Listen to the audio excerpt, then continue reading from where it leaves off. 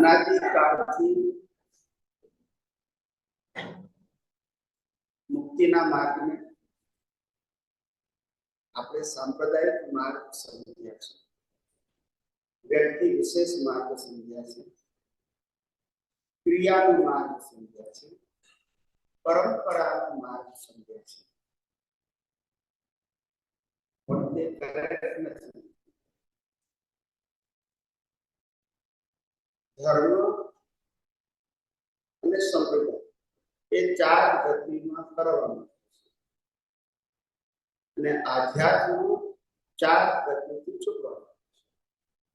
એટલે આપણે ધાર્મિક માર્ગ છે એ ખોટો નથી, સાંપ્રદાયિક માર્ગ પણ ખોટો નથી, પણ એ ચાર ગતિમાં કરવાનું.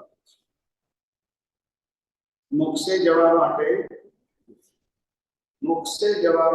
આધ્યાત્મ જોઈએ, જે સનાતન સત્ય અને કુદરતના કાનૂન ઉપર આધારિત હોય, જે જીવ માત્રને એક જ અસરથી લાગુ કરતું હોય અને જે કુદરતનું જ મહત્વ સમજાવતું હોય, કુદરતના કાનૂનનું મહત્વ સમજાવતું હોય અને છ તત્વોનું મહત્વ સમજાવતું હોય એ સનાતન. બાકી બધા સાંપ્રદાયિક. સનાતન માર્ગમાં આત્માનું મહત્વ હોય, વ્યક્તિનું ના હોય. કેમ ના હોય? કારણ કે એ જ તો અજ્ઞાન છે. એ તો વ્યક્તિ માર્ગદર્શક તરીકે નિમિત્ત હોઈ શકે, પણ વ્યક્તિ પોતે જ ભગવાન થઈ જાય તો પછી ખોળવાની જરૂર ક્યાં રહી આપણે? હા કે ના? તમે વ્યક્તિને ભગવાન માની લો તો પછી ભગવાન ક્યાં ખોળવાના રહે? એટલે અનાદિકાળથી આપણી આવી નથી અને એ ગુરુ પરંપરાને કારણે જીતી રહેશે. કારણ કે બધા સંપ્રદાયમાં આ જ વાતો હોય કે ભગવાનને માનો, ગુરુને માનો, રિચ્યુઅલ્સને માનો, આ જ મંદિરમાં જાઓ, આ જ મંત્ર બોલો, આ જ હોય બધા ધર્મોમાં. ધર્મ એ સામાજિક જીવનમાં કેમ કરીને તમે પાપ ન કરો, પુણ્ય કરો, અને પાપ થાય તો પ્રાયશ્ચિત કરો, જેથી તમારું જીવન સારું બને. એટલા માટે સામાજિક જીવન સાથે ધાર્મિક જીવન જોડેલું છે. પણ એ એક સિક્કાની બે બાજુ છે. એટલે આપણે સામાજિક અને ધાર્મિક બંનેને રિલેટિવ શબ્દ કહીએ છીએ. બંનેને અને આધ્યાત્મ અને સનાતન. એટલે આપણે આધ્યાત્મ વિજ્ઞાનમાં કહીએ છીએ કે અહીંયા સામાજિક અને ધાર્મિક વાતોની કે સાંપ્રદાયિક વાતોનું અસ્તિત્વ નથી. અને તમે જે માનતા હો એના માટે અહીંયા આગળ સાચું ખોટું કરાવવાની જરૂર નથી. કારણ કે અમારા માટે તો અવસ્થા માત્ર કુદરતી છે. સમજાય છે ને? હા. એટલે આપણા માટે ખંડન પણ નથી અને મંડન પણ નથી. આપણા માટે સબ્જેક્ટ નથી. શું નથી? અને બીજું, હંમેશા કુળ ધર્મ શરીરનું જ હોય, આત્માનું ના. શરીર જે કુળમાં જન્મે એનો ધર્મ, એની પાસે ચોઈસ. એ શરીરનો ધર્મ છે, આત્માનો ધર્મ નથી. ને શરીર ધર્મ પાળે એની સાથે વાંધો નથી, પણ એ ઉદય કર્મ છે. મન, વચન, કાયાની અવસ્થા માત્ર એ ઉદય કર્મ છે. એને પુરુષાર્થ કહેવાતો. અને પુરુષાર્થ કેવું હોય તો એ ભ્રાંત પુરુષાર્થ કહેવાય. કયો પુરુષાર્થ? જેનાથી પાપ પુણ્ય બને અને જન્મ મરણ ચાલુ રહે અને ચારે ગતિ. વિજ્ઞાન એટલે સાચી સમજણ, સાચી દ્રષ્ટિ, સાચો ઉપયોગ અને સાચો અનુભવ. અનુભવ પણ સાચો. હવે ઘણા બધાને થાય કે સાચો અનુભવ કોણે કે? તો અત્યારે સાચો અનુભવ એટલે આત્માનો અનુભવ થાય તે નહીં. અત્યારે સાચો અનુભવ એટલે શરીર અને શરીર સાથે સંકળાયેલા સત્તા સંપત્તિ સંબંધ સાધન અને 5 જ્ઞાની રીતિઓથી અનુભવાતી સમગ્ર સૃષ્ટિ મને કુદરતી રચના દેખાય એ પહેલો કેવળ દર્શનનો અનુભવ. કેવળ દર્શન વગર કેવળ જ્ઞાન તે પહેલો આ અનુભવ. આત્માનો અનુભવ. આત્માને તો લક્ષમાં રાખવાનું. શું રાખવાનું? અજ્ઞાન સાથે ક્યારેય આત્માનો અનુભવ થાય નહીં. અને બીજું, આત્માનો અનુભવ પ્રકૃતિને કે પ્રતિષ્ઠિત આત્માને કરવાનો હોય નહીં. જ્યારે લાઈવ પ્રતિષ્ઠિત આત્માનું અસ્તિત્વ ખલાસ થાય પછી આત્માનો અનુભવ થાય છે. એટલે શરીરે કરતો નથી અને પ્રતિષ્ઠિત આત્માએ ખ્યાલ આવે? પ્રતિષ્ઠિત આત્માની ઉત્પત્તિ અજ્ઞાનથી થયેલી છે અને એનો અંત પણ અજ્ઞાન ખલાસ થાય એટલે પતી ગયો. અને એનો અંત આવે ત્યારે દેહ અને આત્મા બે, પણ ક્યારે? અજ્ઞાન નાશ કર્યા પછી. સમજાય? એટલે ત્યાર પછી દેહ અને આત્મા છે. અને એ દેહ અને આત્મા અજ્ઞાન ન હોવાથી આત્મા આત્માના સ્વભાવમાં રહે છે અને પ્રકૃતિ તો કુદરતી રીતના છે. એને કે સ્વભાવ વિભાવનો પ્રશ્ન નથી. એ તો મિકેનિકલ છે. હવે આપણને એમ થાય કે અજ્ઞાન ન હોય તો દેહ અને આત્મા છૂટા રહે તો મનુષ્યના પહેલા અવતારમાં શું હોય? આ બધું એટલું બધું બોલી લઉં છું કે રેકોર્ડિંગમાં જાય અને ભવિષ્યમાં બધાને જવાબો મળી જાય. તો એક મનુષ્યમાં પહેલી વખત આવે છે ત્યારે તો 5 ઇન્દ્રિયોનું રિલેટિવ શક્તિનું જ્ઞાન લઈને આવે છે. ઇન્દ્રિય જ્ઞાનનો એ વખતે અજ્ઞાન છે. પહેલા મનુષ્ય ભાવમાં પણ અજ્ઞાન છે. ઇન્દ્રિય જ્ઞાન. અજ્ઞાન એટલે ઇન્દ્રિય જેને આપણે રિલેટિવ શક્તિ. એટલે અજ્ઞાન સાથે જ પેલો અવતાર છે. અને આ મનુષ્ય ભાવ અજ્ઞાનનો નાશ કરવા માટે છે. સંજોગોનો નાશ કરવા માટે નથી. સંજોગો તો આપે છે કુદરત અને લઈ પણ સત્તા સંપત્તિ સંબંધ સાધન અને શરીર કુદરત આપે છે અને લઈ લે છે. એમાં તો ઓપ્શન છે જ નહીં. એટલે એમાં ગ્રહણ કરવું, ત્યાગ કરવું ઓપ્શન જ નથી. એટલા માટે આપણે આધ્યાત્મ વિજ્ઞાનમાં કહ્યું કે આધ્યાત્મ વિજ્ઞાન એટલે આર્ટ ઓફ વિઝન. દુનિયાને અને મન વચન કાયાને જોવાની દ્રષ્ટિ. એવી દ્રષ્ટિ હોય કે જે દ્રષ્ટિમાં અજ્ઞાન ન હોય એટલે વિજ્ઞાન દેખાય. વિજ્ઞાન એટલે કુદરતી રચના. તો પછી માલિકી ભાવ, કર્તા ભાવ, ભોક્તા ભાવ અને દેહાધ્યાસ હોય નહીં. અને માટે રાગ દ્વેષ ના થાય અને કર્મ પણ ના બંધાય. બસ આ મુક્તિનો માર્ગ છે. અને આ માર્ગ જેને અનુભવ થાય એ બીજાને કહી શકીએ. આમાં કોઈ માલિક તો છે જ નહીં. આમાં કોઈ વ્યક્તિ સેન્ટરમાં નથી. આમાં કોઈ ક્રિયા સેન્ટરમાં નથી. આમાં કોઈ મંદિર કે રિચ્યુઅલ સેન્ટર્સમાં નથી. પુરુષાર્થ રૂપે કશું આવતું નથી. ઉદય રૂપે જે હોય જો સામાજિક જીવન એક્સેપ્ટ થતું હોય ઉદય કર્મને આધીન, તો ધાર્મિક જીવન કેમ ના થાય છે?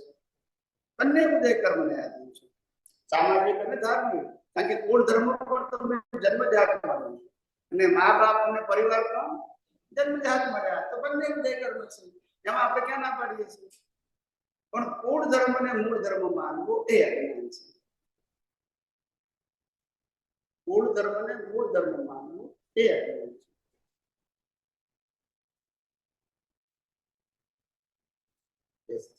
છે.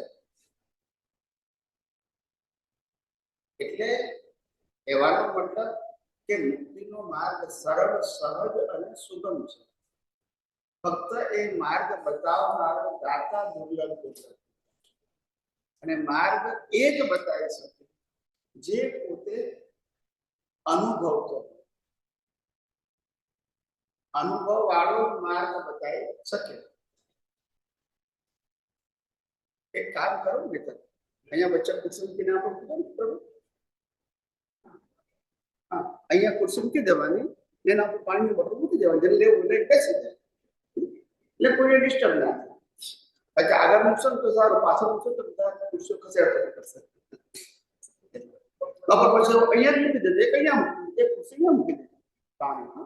અત્યારે એટલે શું કઈ જરૂરી છે ને પણ તરસ લાગે આ બારથી આ વાત ના આપણે લાયક છે પછી મૂકવામાં કેમ આવે છે. એટલે તમે જુઓ કે જ્ઞાન અને દર્શન એ જ આધ્યાત્મનો માર્ગ. એની જગ્યાએ ક્રિયા જોડે ગઈ, વ્યક્તિ જોડે ગયા, સંસ્થા જોડે ગઈ, એક મૂળ ધર્મ માટે એને પછી ધીમે ધીમે મૂળ ધર્મ માનવા મળે અને બનાવવા મળે.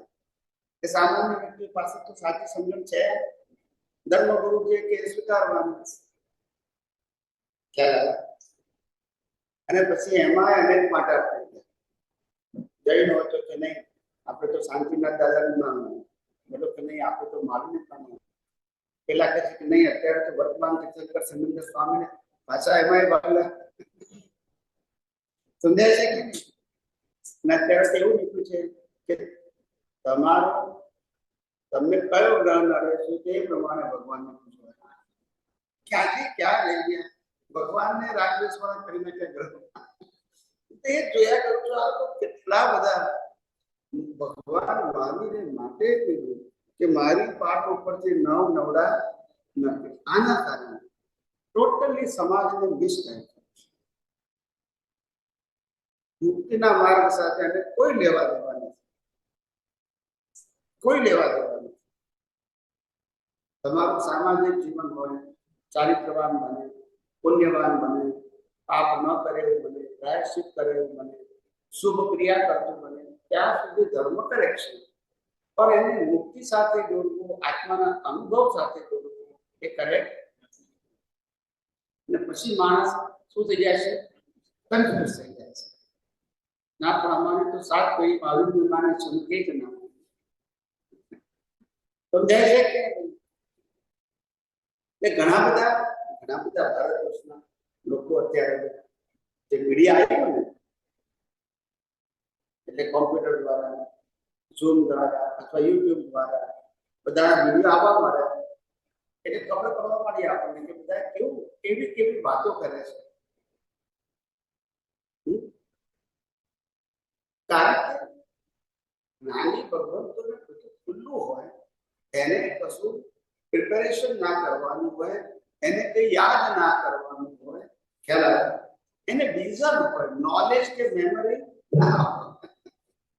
ખ્યાલ આવે એટલે ઘણા કે સ્વામી તમે પણ આંખો બંધ કરીને બોલો તો બધું હાજર છે. હું અમને ખુલ્લી આંખે હાજર જ છે, બંધ ક્યાં કરવાનું છે?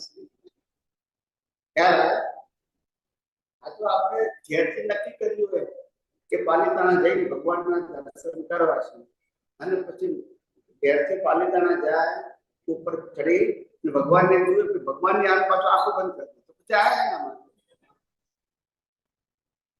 ખ્યાલ આવે ખુલ્લી આંખે ભગવાનને જોઈ અને પ્રાર્થના કરવાની છે કરવી. બંધ આંખે જોવાના હોય તો ઘેર જોવાય જ છે ને પછી. પણ આપણને એવું શીખવાડવામાં આવ્યું છે, પ્રોપર શીખવાડ્યું નથી આપણને કે ભગવાનના દર્શન કરો અને પછી ભાવ વ્યક્ત કરવા માટે ભલે તમે ખુલ્લી આંખ રાખો કે બંધ રાખો પણ દર્શન તો ઉગાડી રાખે કરવાના હોય. તમે ભગવાન માનો છો માટે એટલે પ્રત્યેક રૂપે તો છે ને એટલા માટે પણ કીધું ને કે આ કળિયુગની અંદર બિન અનુભવી જ્ઞાન છે, એની આ બધી બ્રાન્ચીસ છે. શું છે બિન અનુભવી જ્ઞાન? એટલે દરેક પોતાના વ્યૂ પોઈન્ટ વાળું સમજાય છે, વ્યૂ પોઈન્ટ વાળું. હવે એમાં કોઈને ખોટા તો કહેવાય એક કે છે કે આપણે જમવાની વ્યવસ્થા હોવી ના જોઈએ ધર્મમાં, જેમ જૈનોમાં નથી હોતી. પછી કે કશું જ ના હોય તો પ્રસાદ રાખો, પ્રસાદ રાખો પેકેટ ત્યાં કશો નહીં, પ્રભાવ ના કહેવાય. પછી એમાંથી આવે કે ના આવે ચા નાસ્તો કરાવો, ચાલો એમાંથી આગળ થયું કે નહીં આપણે જમવા જેવું આવે, ચાલો આવું બધું. પણ આને મૂળ માર્ગ સાથે કોઈ લેવા દેવા નથી. આ તમારી સગવડ છે. શું છે? ફેસિલિટી. એક માણસની તમને ફેસિલિટી, બીજું કશું નથી. અને તત્વજ્ઞાન સાથે કોઈ લેવા દેવા નથી. ઇવન તો ધર્મ સાથે પણ લેવા દેવા નથી. પણ આ આકર્ષણનું સાધન થઈ જાય છે. સમજાય છે? ફેસિલિટી આપવી એ ખોટી વસ્તુ નથી. શું કીધું? પણ એ આકર્ષણ માટે ના હોય.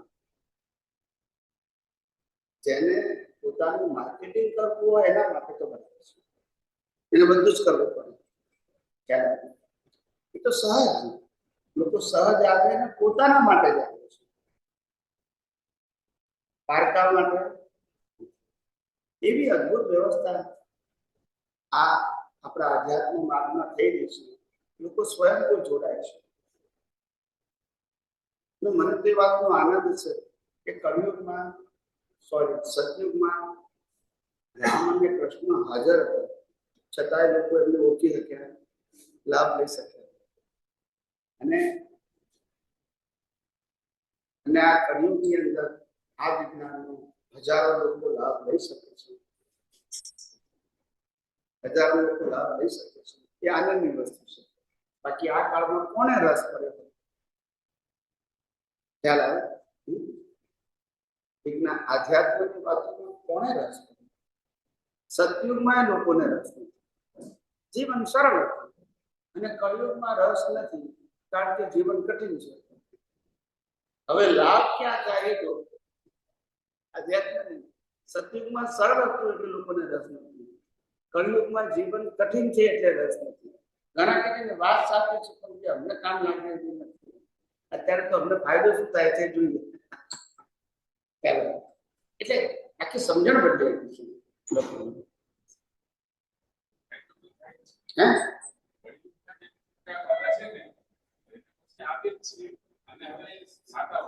ના, એ તો મળે પણ લોકોને તો સ્થૂળ ફાયદો જોયો છે ને.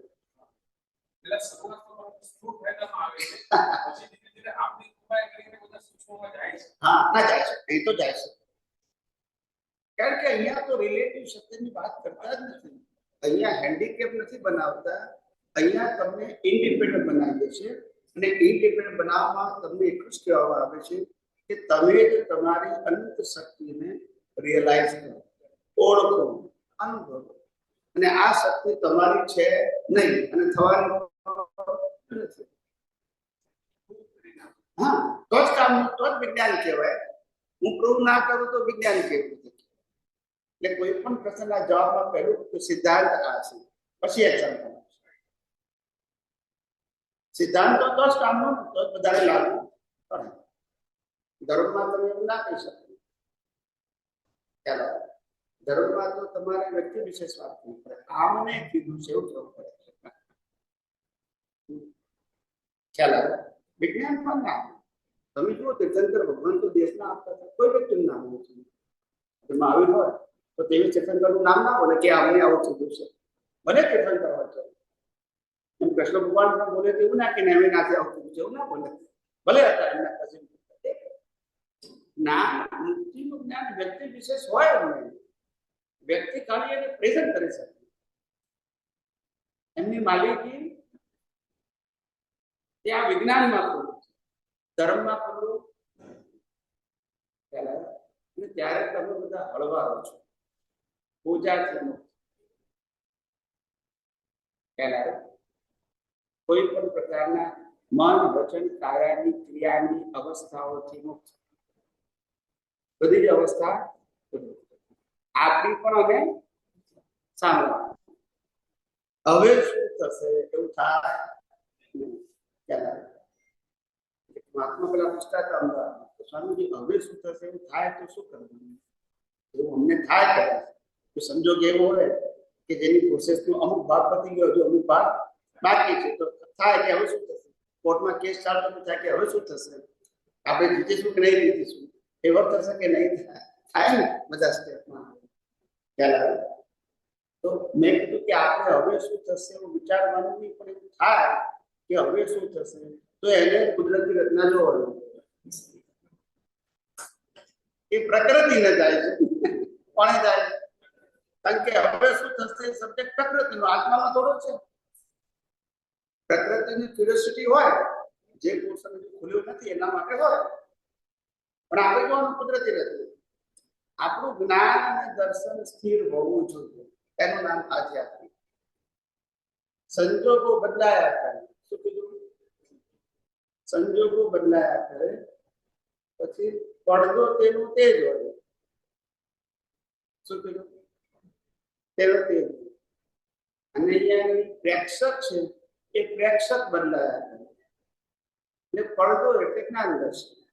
શું કીધું? જ્ઞાન દર્શન ના બદલાય. ફિલ્મની અવસ્થાઓ બદલાય અને પ્રેક્ષકો બદલાય. સંજોગો બદલાય, વ્યક્તિઓ બદલાય ને, એ બધા પ્રેક્ષકો છે, એકબીજાના હિસાબ પૂરા કરવાના. તો પડે બધું પડદાઓ, એ પડદો સ્થિર છે, નિર્વિકલ્પ, એને કોઈ વિકલ્પ નથી. એ મારામારીનું દ્રશ્ય બતાવે, પ્રેમનું દ્રશ્ય બતાવે, દાનનું દ્રશ્ય બતાવે, ચોરીનું દ્રશ્ય બતાવે, પડદાનો શું વાંધો છે? એવી રીતે જેનું જ્ઞાન દર્શન સ્થિર થઈ ગયું, પડદા થઈ નિર્વિકલ્પી થઈ ગયું, એને પછી અંદર કોઈ અસર, સંજોગો આવે ને જાય, ફિલ્મ જેમ પૂરા થયા કરે. હમણાં અમારા એક મહાત્મા અમેરિકામાં ડોક્ટર છે, યંગ છે, 40-45 વર્ષના, 35-40 વર્ષના. તો એને ડિપ્રેશન, 6 મહિના પછી ફોન આવ્યો એના મધરનો કે આવું થયું છે. પછી અમે કીધું એ સાથે થોડી વાત કરાવી. માણસને ડિપ્રેશન આવે ત્યારે એનું સોલ્યુશન શું છે એ કહું છું. કોઈ પણ આપણા મહાત્માને ઉદય કર્મને આજનું ડિપ્રેશન ફાઇલ નંબર 1 ઉદય કર્મ છે કે આત્માને ડિપ્રેશન ના હોય, પ્રકૃતિને જોડતી. એટલે હું કહું કે પહેલું આપણે દ્રષ્ટિનો ઉપયોગ કરો કે ડિપ્રેશન પ્રકૃતિને છે કે મને છે? તો કે ડિપ્રેશન પ્રકૃતિનું છે, મને નથી. એટલે પેલી વિનિત કાઢી નથી. પછી ડિપ્રેશન આવી રહ્યું છે કે જઈ રહ્યું છે? કે જઈ રહ્યું છે. ખ્યાલ આવે? પછી ત્રીજી અને છેલ્લી વસ્તુ, ડિપ્રેશનનો અંત સ્વભાવથી જ આવવાનો છે, તો મારે કોઈ પ્રયત્નની જરૂર, આપણે એને બોલાયા નથી, બોલાયા નથી માટે આવ્યો, માટે હિસાબ છે. અને અંત જ્યારે આવવાનું ત્યારે જ આવવા માટે ધક્કો મારવાની જરૂર નથી. એનું પેકેજ લઈને આવે છે ડિપ્રેશન. તો હળવા થવું.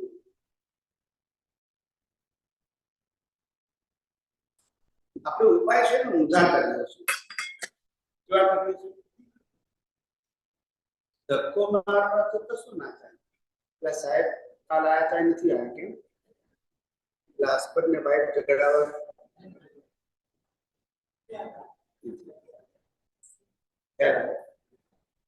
એને થાય વાઈફ સાંભળતી નથી, ને વાઈફ એવું થાય કે આમનો સ્વભાવ પડે તો કશું કરવાનું છે. પણ આ બંનેની પ્રકૃતિનો હિસાબ પૂરો થઈ રહ્યો છે. જે પણ થાય ક્યારે, કારણ કે બેની પ્રકૃતિને અંતે વાળવાનું છે. શું છે? આમાંથી કશું આગળ લઈ જવાનું. સારી હોય તો બાળવાનું, ખરાબ હોય તો પછી એમાં ઊંડા શું કરવાનું? ઊંડા એમાં કરવાનું જે આગળ આવવાનું. અને પ્રાણ અને પ્રકૃતિ બંને સાથે જ જાય, બધાય સમજાય છે? એટલે આપણને લાગે કે મારા પ્રયત્નથી ફેરફાર થશે, એવું થાય નહીં. છતાં દરેક વ્યક્તિને સંજોગોનું રિઝલ્ટ શું છે એ ખબર નથી, માટે પ્રયત્ન કરે છે. પ્રયત્ન કરે છે ના પાડતા, પણ વિકલ્પ રાખવાની જરૂર નથી કે મારા પ્રયત્નથી મને સફળતા મળશે કે નહીં મળે. એ જોવાની જરૂર, તમારી ક્ષમતા પ્રમાણે પ્રયત્ન કરો.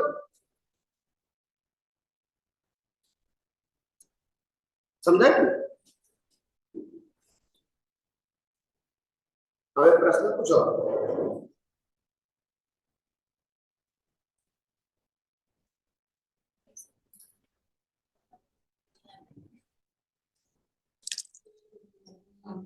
જય સચ્ચિદાનંદ.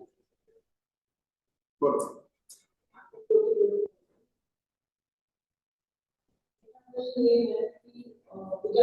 ગુજરાત મારો પ્રશ્ન એ છે કે આપણે બિલીફ આપણે તો બિલીફ તો કરવો જોઈએ આપણે પોતા માટે છે અને કુદરત માટે છે બધી વસ્તુ માટે છે ખાવા પીવાના સગવડતામાં અને બધી થાઉઝન્ડ ઓફ બિલીફ છે આપણી પાસે તો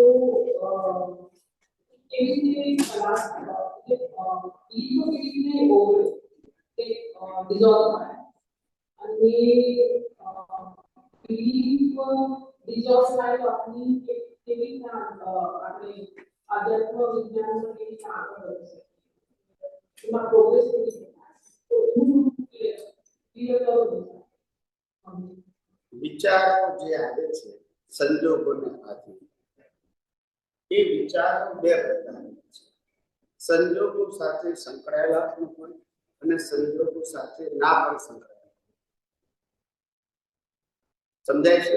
વિચારોને તો હારમાળા હોય છે. બધા સંજોગો હોતા કેટલા વિચારો અને સંજોગો હોય છે નથી હોતા. હવે જે સંજોગોને આધીન વિચારો હોય છે સંજોગો સાથે સંકળાયેલા છે ત્યાં બિલીફ શબ્દ વપરાય. શું વપરાય? સંજોગ સાથે સંકળાયેલા છે ત્યાં બિલીફ શબ્દ વપરાય, નહીં તો વિચાર કહેવાય. દાખલા તરીકે આપણે આઈસ્ક્રીમ ખાતા હોય તો આઈસ્ક્રીમ ખાવા જોઈએ કે ના ખાવું જોઈએ? ડાયાબિટીસ હોય તો ના ખાવું જોઈએ, શરદી થઈ જાય તો ના ખાવું જોઈએ, બહારની વસ્તુમાં અમુક વસ્તુ મિક્સ કરે છે માટે ના ખાવું જોઈએ. બસ આ બિલીફ છે. ગમે તે ખ્યાલ આવે બિલીફ છે. હવે બિલીફ જે છે એ ઉકલી રહે છે. શું છે? સમજાય? સંજોગોને આધીન ઉકલી રહે છે. એ બિલીફમાં ઓપિનિયન આપવો સાચી ખોટી એ અજ્ઞાન. અને એ બિલીફને કુદરતી રચના જોવું એ વિજ્ઞાન. હવે ખ્યાલ આવે? એટલે કુદરતી રચના એમને કુદરતી રચના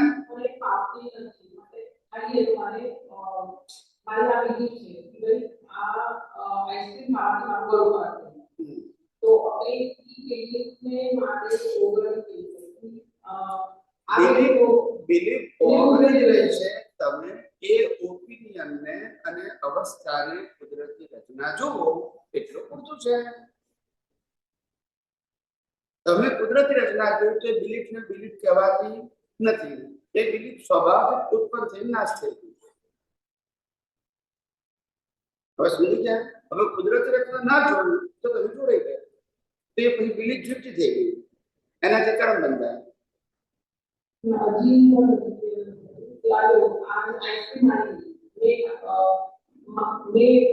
વિચાર કર્યો મેં ખાવું મેં ખાઈ લીધું અને સંતોષ પછી પણ મારી રીતમાં કઈ છે કે નહીં ખાવું જોઈએ પણ આપણે અપમાન ના કરે કે આજે સંજોગો સમજી ગયો. પછી તો મેં ખાઈ લીધું. આ તો શું કર્યું? તો ઈ ખાધું તે કુદરતી રચના, બિલીફ તે કુદરતી રચના. પણ આપણે કહીએ છીએ કે આપના બધી વિધિઓ પૂરી થાય ત્યારે આપણે પણ તમે કુદરતી રચના જોઈ એટલે પેલી એક્સપાયર થઈ ગઈ. કરવાની ક્યાં છે? તમે જોડે ગયા તો જીવતી રહી અને કુદરતી રચના જોઈ તો એક્સપાયર થઈ ગઈ. તમે પોતે ઓપિનિયન લેસ થઈ ગયા. કુદરતી રચના જોયું એટલે ઓપિનિયન રહ્યો બસ. સમજાયું કે નહીં?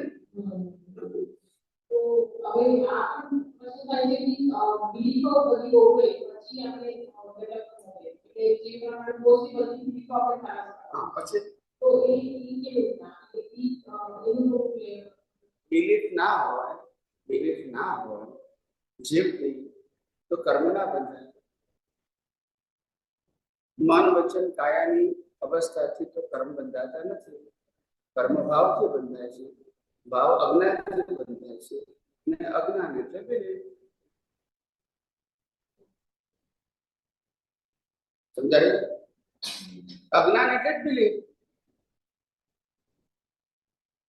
સમજાય રિલેટિવ સત્યની વ્યક્તિ એનું નામ અજ્ઞાન ને રિલેટિવ સત્યને કુદરતી રચના જુઓ એનું નામ જોવાનું છે એમાં કોઈ અભિપ્રાયની જરૂર જન્મથી મોત સુધી મન વચન કાયા ને તેની અવસ્થામાં કુદરતી રચના છે અને મનની અંદર મન બુદ્ધિ ચિત્ત અહંકાર આવે એ પણ કુદરતી રચના તો પછી અભિપ્રાય જ નથી તો કર્મ કેવી રીતે બંધાય સમજાય કે નહીં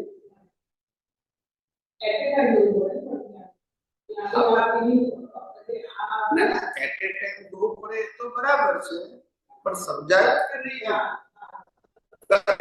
કેવી રીતે ના બંધાય સમજાય ને મારું કામ તો સાયન્સ સમજાવવાનું છે દાખલા તરીકે પણ તમારું કામ છે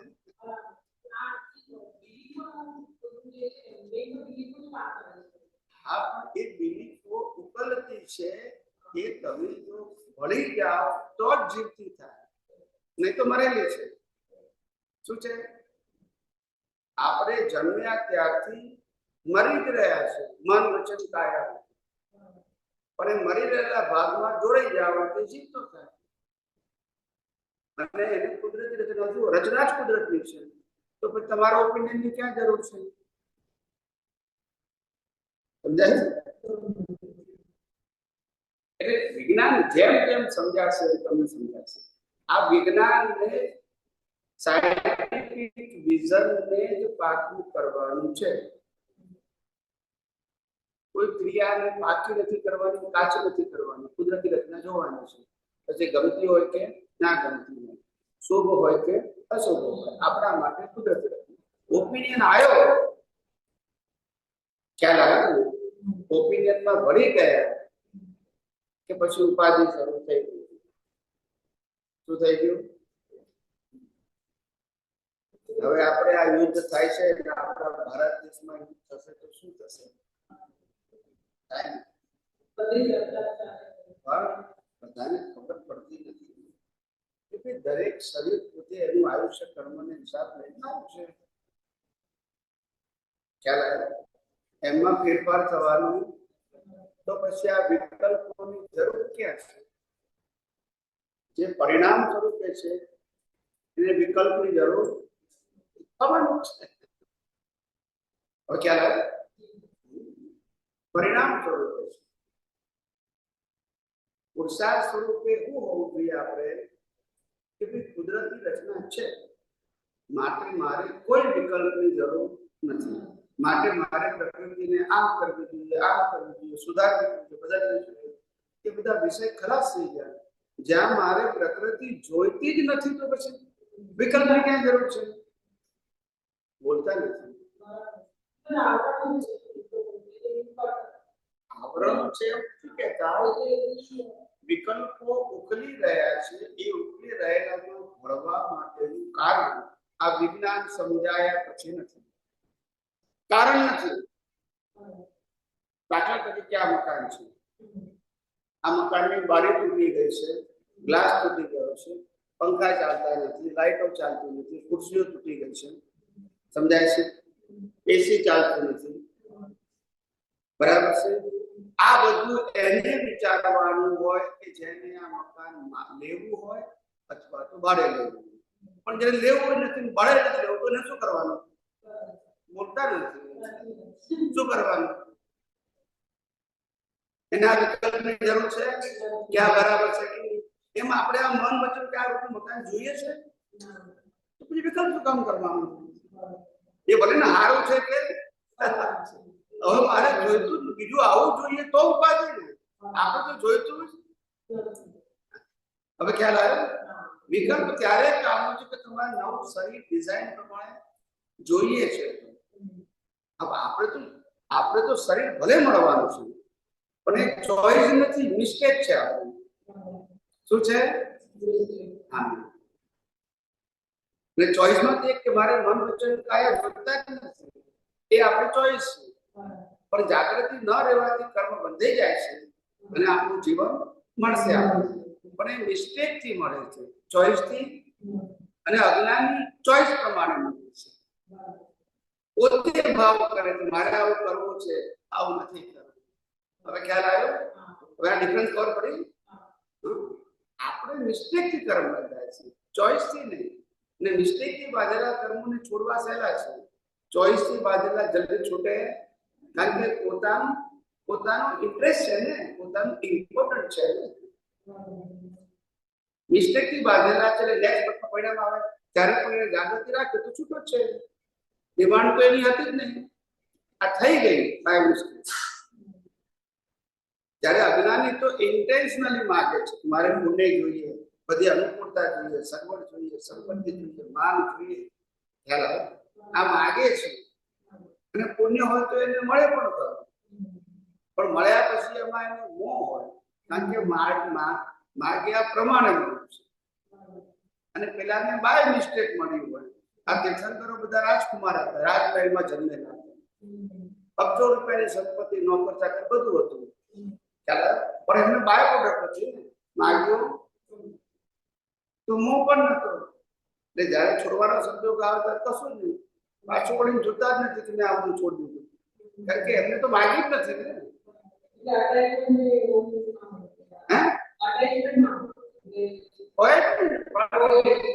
ડિમાન્ડ નથી કરી, આ એમને બુદ્ધિના માર્ગમાં બાય પ્રોડક્ટ તરીકે મળ્યું છે. એમની માંગણી જ નથી કે મારે આવું જોઈએ છે. સમજાય છે?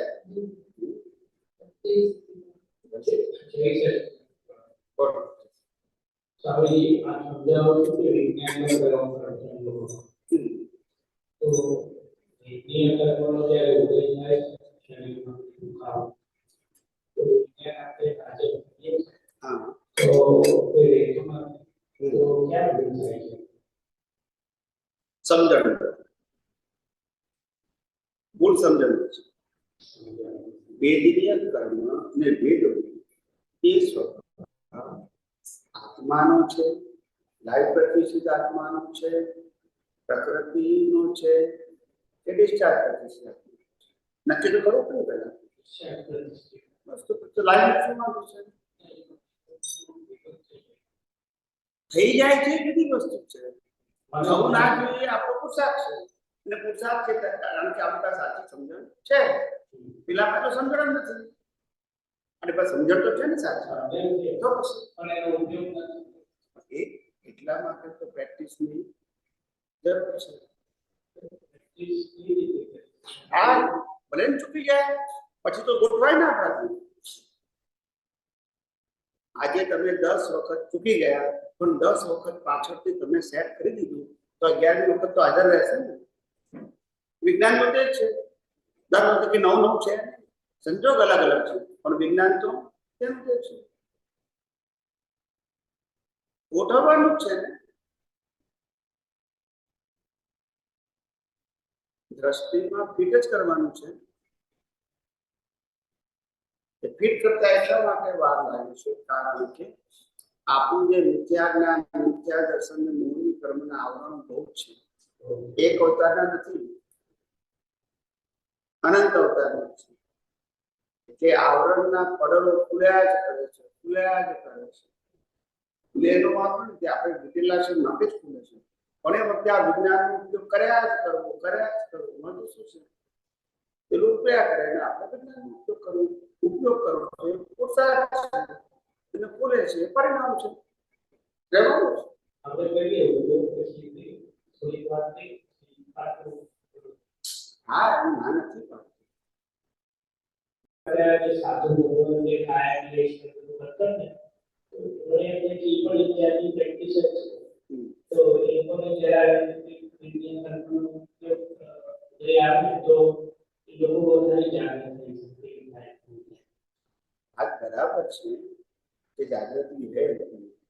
જાગૃતિ કરતા ભાવ સાથે રહેવું,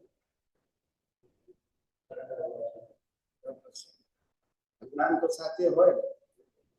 જ્ઞાન દર્શનનો ઉપયોગ અને મન વચન કાયની હેલ્પ, આ બંને વસ્તુ જુદી છે.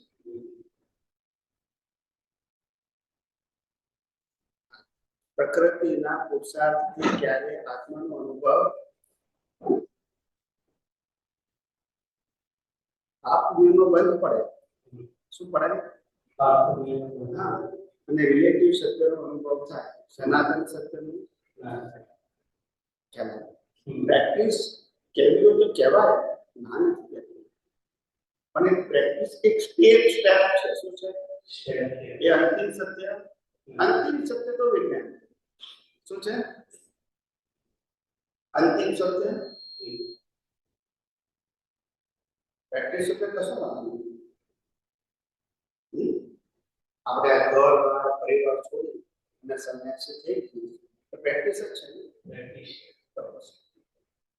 કે આપણે આ વિજ્ઞાન સમજીને આપણે આ પ્રેક્ટિસ કરીએ તો એનાથી લાભ થાય ના, પછી કરવાની ના હોય. આપણે પ્રકૃતિ પાસે આપણે કરાવીએ શેના માટે? આપણા કંટ્રોલમાં છે નથી કરતો. તો બધું બોલીએ તો વિચાર તો કરો. અહીંયા વિજ્ઞાન છે, લૌકિકમાં બધું ચાલે, વિજ્ઞાનમાં નહીં ચાલે. આપણે પ્રકૃતિને કુદરતી રચના જોઈએ. એ કુદરતી રચનાની અંદર પ્રકૃતિની ક્રિયાને અકર્તા જોઈએ. પ્રકૃતિની ભોગવટાને પ્રકૃતિના ભોગવટાને મારો ભોગવટો છે ન માની, અને પ્રકૃતિની માલિકીની વસ્તુ, વ્યક્તિગત વસ્તુ ને માલિકી આપણી દૃષ્ટિમાં ના હોય તો પછી આપણે જવાબદાર વસ્તુ બને ને. માલિકી ભાવ, કરતા ભાવ, ભોગતા ભાવ અને દ્રષ્ટિમાં હોવો જોઈએ. આ મોટા મોટી પ્રેક્ટિસ. પ્રકૃતિને બદલવાનો માર્ગ એ સંસારી માર્ગ છે. માર્ગ છે એ પાપ પુણ્યનો માર્ગ છે. એ બાહ્ય ચારિત્રનો માર્ગ છે. કયું ચારિત્ર? બાહ્ય ચારિત્ર.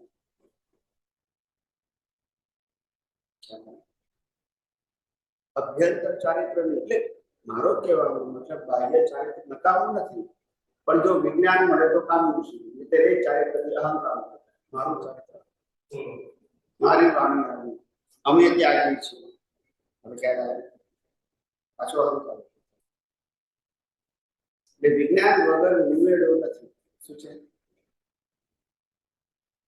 આત્મસિદ્ધિ શાસ્ત્રમાં શિષ્યની શાખામાં કે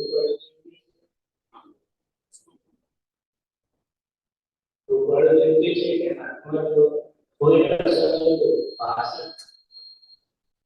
ભાષણ કરીને કે અસંગ છે પરમાર્થ તો પ્રેક્ટિસ કરીએ તો આપણે એ માનીએ છીએ કે હું અસંગ છું, પણ મને વાસ્તવ તો છે. તો જે પ્રેક્ટિસ કરીએ છીએ એનાથી આપણે એટલે પ્રેક્ટિસ કરીએ છીએ એનાથી લાભ એ થાય કે આપણને ખરેખર હકીકતમાં ખબર પડે કે આત્મા એટલે કે હું અસંગ છું. કારણ કે આત્મા અને પ્રકૃતિ, ચેતન અને જળ, અવિનાશી અને વિનાશી ક્યારે એક હોઈ શકે? પછી તો અનુભવનો વિષય આવે છે. પછી જ્યાં વિનાશી અવિનાશી એક હોય તો સમજાય, પણ એવું છે ખાલી અનુભવવાનું છે ને. શું કરવાનું છે? બસ હવે આપણે આખી જિંદગી જન્મ્યા એટલે આ મારો ભાઈ છે, આ મારી બેન છે, કે આ મારા માતા પિતા છે, બરાબર છે. લગ્ન કર્યા હતા, મારી પત્ની છે, કે બાળકો છે. એ બિલીફ જે છે એ બિલીફ ઉપલબ્ધ છે તેને આપણે શું કરવું? કેવી રીતે?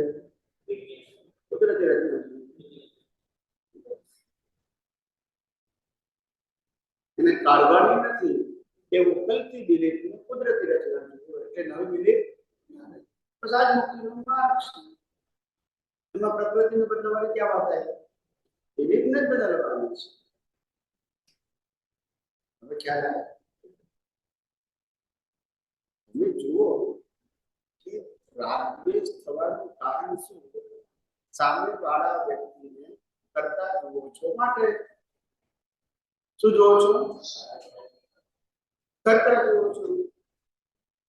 હવે સામેવાળા માણસે કરતા જુઓ છો એનું કારણ બે છે.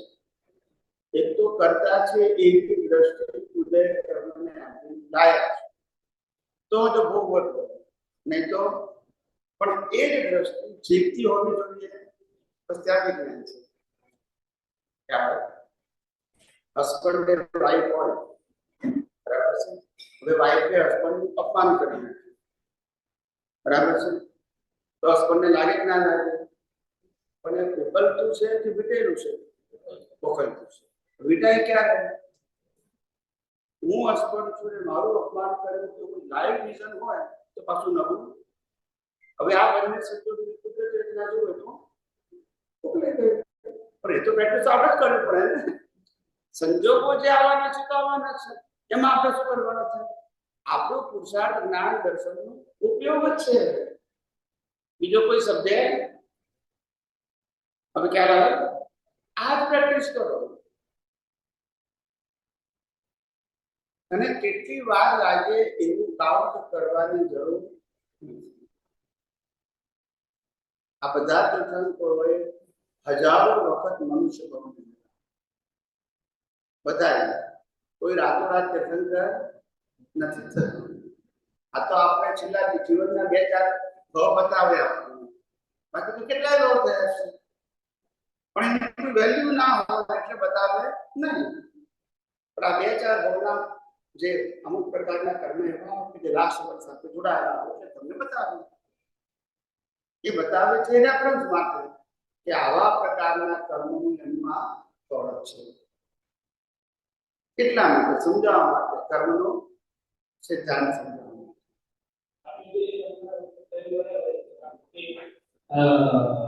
આપણે સાગરવાળા અજ્ઞાન લઈને આવે છે કે સાગરવાળો કરતા દેખાય છે અને હું આ શરીર છું એ માન્યતા લઈને આવ્યો એટલે મને થયું કે ઓન ધ સ્પોટ તો એવું જ નીકળે. બધા એ તો ઉદય કર્મ છે. ન્યાય પણ એવું હોય. બધા એવું હોય. રામ એટલે પ્રકૃતિ. રામની પ્રકૃતિ ક્યારે ભૂલી જાય કે સીતા મારી પત્ની નથી? ભૂલી જાય ના ભૂલે. બસ તેનું નામ કુદરતી રચના. હું ભૂલવાનું કોણ કહે છે? પણ સીતા રામની છે, શુદ્ધાત્માની નથી. હવે રામ શુદ્ધાત્મામાં રહેતા હોય તો એમને શું વાંધો છે? ભલે ને રામ સીતામાં રહે, ખ્યાલ આવે. પણ હું શુદ્ધાત્મા છું તો મને શું વાંધો છે? હવે સમજાય? એટલે પ્રકૃતિ બીજી પ્રકૃતિ સાથે ના જોડાય એવું બને જ નહીં. અભિપ્રાય ના હોય એવું બને જ નહીં હિસાબ. પણ એ ઉકલતું છે. ઉકલતું ના હોય તો ભોગવટો કેવી રીતે કહેવાય? એ ઉકલતી બિલીફ છે એટલે જ ભોગવટો ને. આજે આપણે ધંધો કરતા હોય અને બાજુવાળો ધંધો કરતો હોય, એનો ધંધો ધમધમતા ચાલે ને આપણે મંદી હોય તો આપણને અસર થાય કે નહીં? પણ એ અસર થાય શું છે? એ હા, આપણી બાજુમાં જ કેમ આવે? તેની સાથે હિસાબ હતો. આપણાથી 5 માઇલ દૂર તો આપણે લેવા દેવાના આવે. બે બીજા બિઝનેસ વાળા આ તો દેખાય છે ને. આ દેખાવે કેમ? કે આપણે ભોગવટો છે. આ હિસાબ પૂરો કરવા માટે તો આ સંજોગ આવ્યો, કુદરતે ઉભો કર્યો છે કે નથી એને કર્યો, નથી તમે કર્યો. સ્વામી તમે નાનું ક્લેરિફિકેશન જ્યારે આપણે કહીએ છીએ ચેતનનો અવિનાશી આનંદ સત્ય, તો જ્યારે હું કહે છે હું ચેતન છું એટલે શું સમજણમાં આપણે રાખવાનું? ચેતન છું એટલે શું બોલવાનું? આ બધી અવસ્થાઓ મારી હાજરીમાં પસાર થઈ રહ્યું છે કારણ કે જ્ઞાન મારી પાસે છે અવસ્થા પાસે જ્ઞાન ગુણ નથી ને અવસ્થા પાસે જે જ્ઞાન ગુણ લાગે છે એ ફેબ્રિકેટેડ છે ને સાચું નથી એટલે ભાવ લઈને આવે તે લોકો કરે છે આ જગત જે ફેબ્રિકેટેડ અત્યારે આપણા મોબાઈલમાં કોઈ એપિસોડ જુઓ એ સાચો છે બસ એક્ટિંગ બધું કરે બધું જ કરે રેકોર્ડ શું છે એવું આપણું આ જીવન પણ શું છે ખાલી પ્લે થાય છે શું થાય છે આપણને સાચું લાગે છે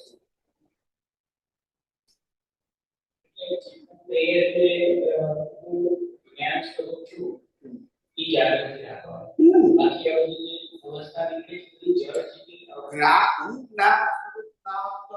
ઝડકે કેવી રીતે પણ ઝડકે એમાં જોડાઈ ગયો તો પછી લાયબિલિટી થઈ જાય તો કર્મ અવસ્થા પર જ્યારે ઉકેલે છે ત્યારે એમાં લાગે કે અવસ્થામાંથી આપણે લાઈફ છે એવું લાગે છે પણ છે નહીં લાઈફ છે એવું લાગે છે તો પણ છે નહીં આ નાટક કરતા હોય જીવતા માણસો તો લાઈફ ના લાગે પણ લાઈફ છે ને તો પ્રોગ્રામ છે એને શું બોલવાનું શું હાવભાવ કરવાનો શું એક્ટિંગ કરવાની એ પ્રોગ્રામ પ્રમાણે કરવું પડે મરજી પ્રમાણે એ લાઈવ દેખાય તો પણ લાઈવ છે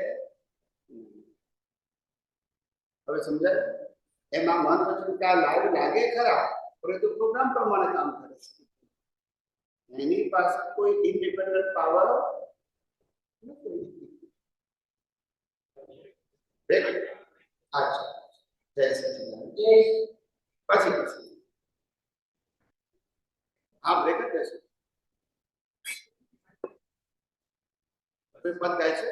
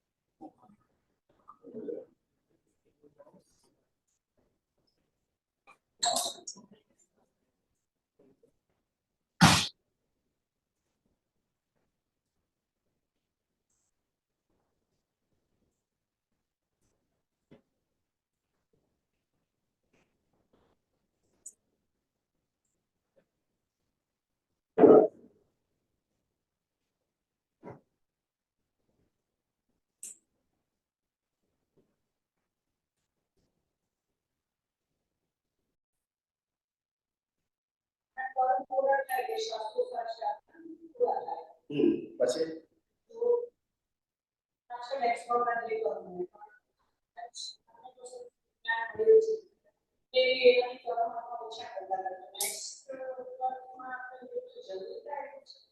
એવું કશું જરૂર નથી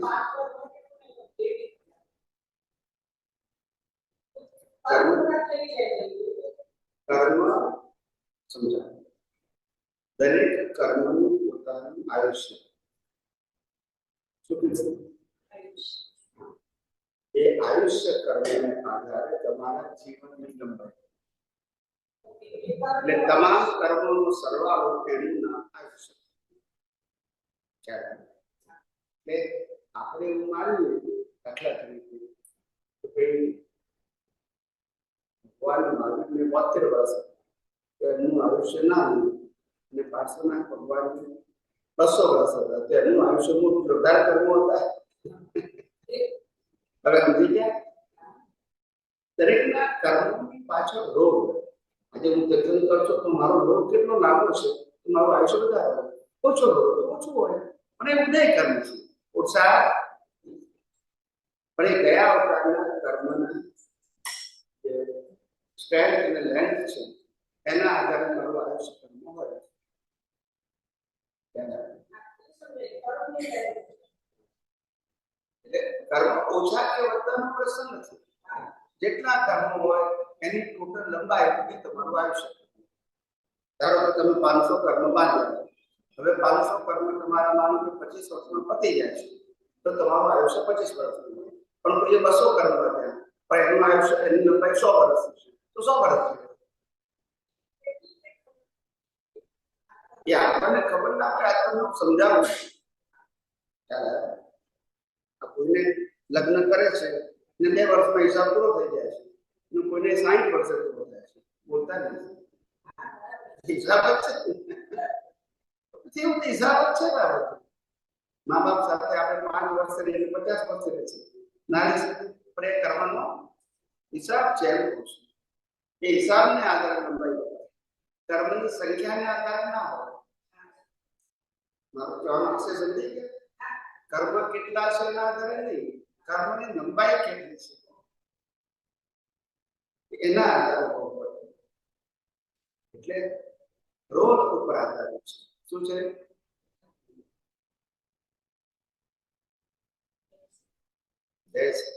બીજું કઈ પૂછવું છે?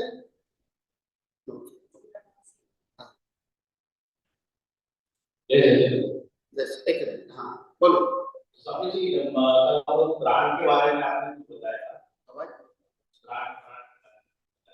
तो मन और प्राण का क्या रिलेशनशिप है? मन का काम विचार करना है, प्राण का मतलब होता है जिससे जीवन चलता है, श्वासोश्वास। दोनों का क्या कनेक्शन नहीं, मगर रिलेटेड है। आपका श्वासोश्वास तब तक चलेगा जब तक आपका मन है, क्योंकि कई बार क्रिया तो नहीं होती है, वाणी नहीं होती है, मन तो होता है।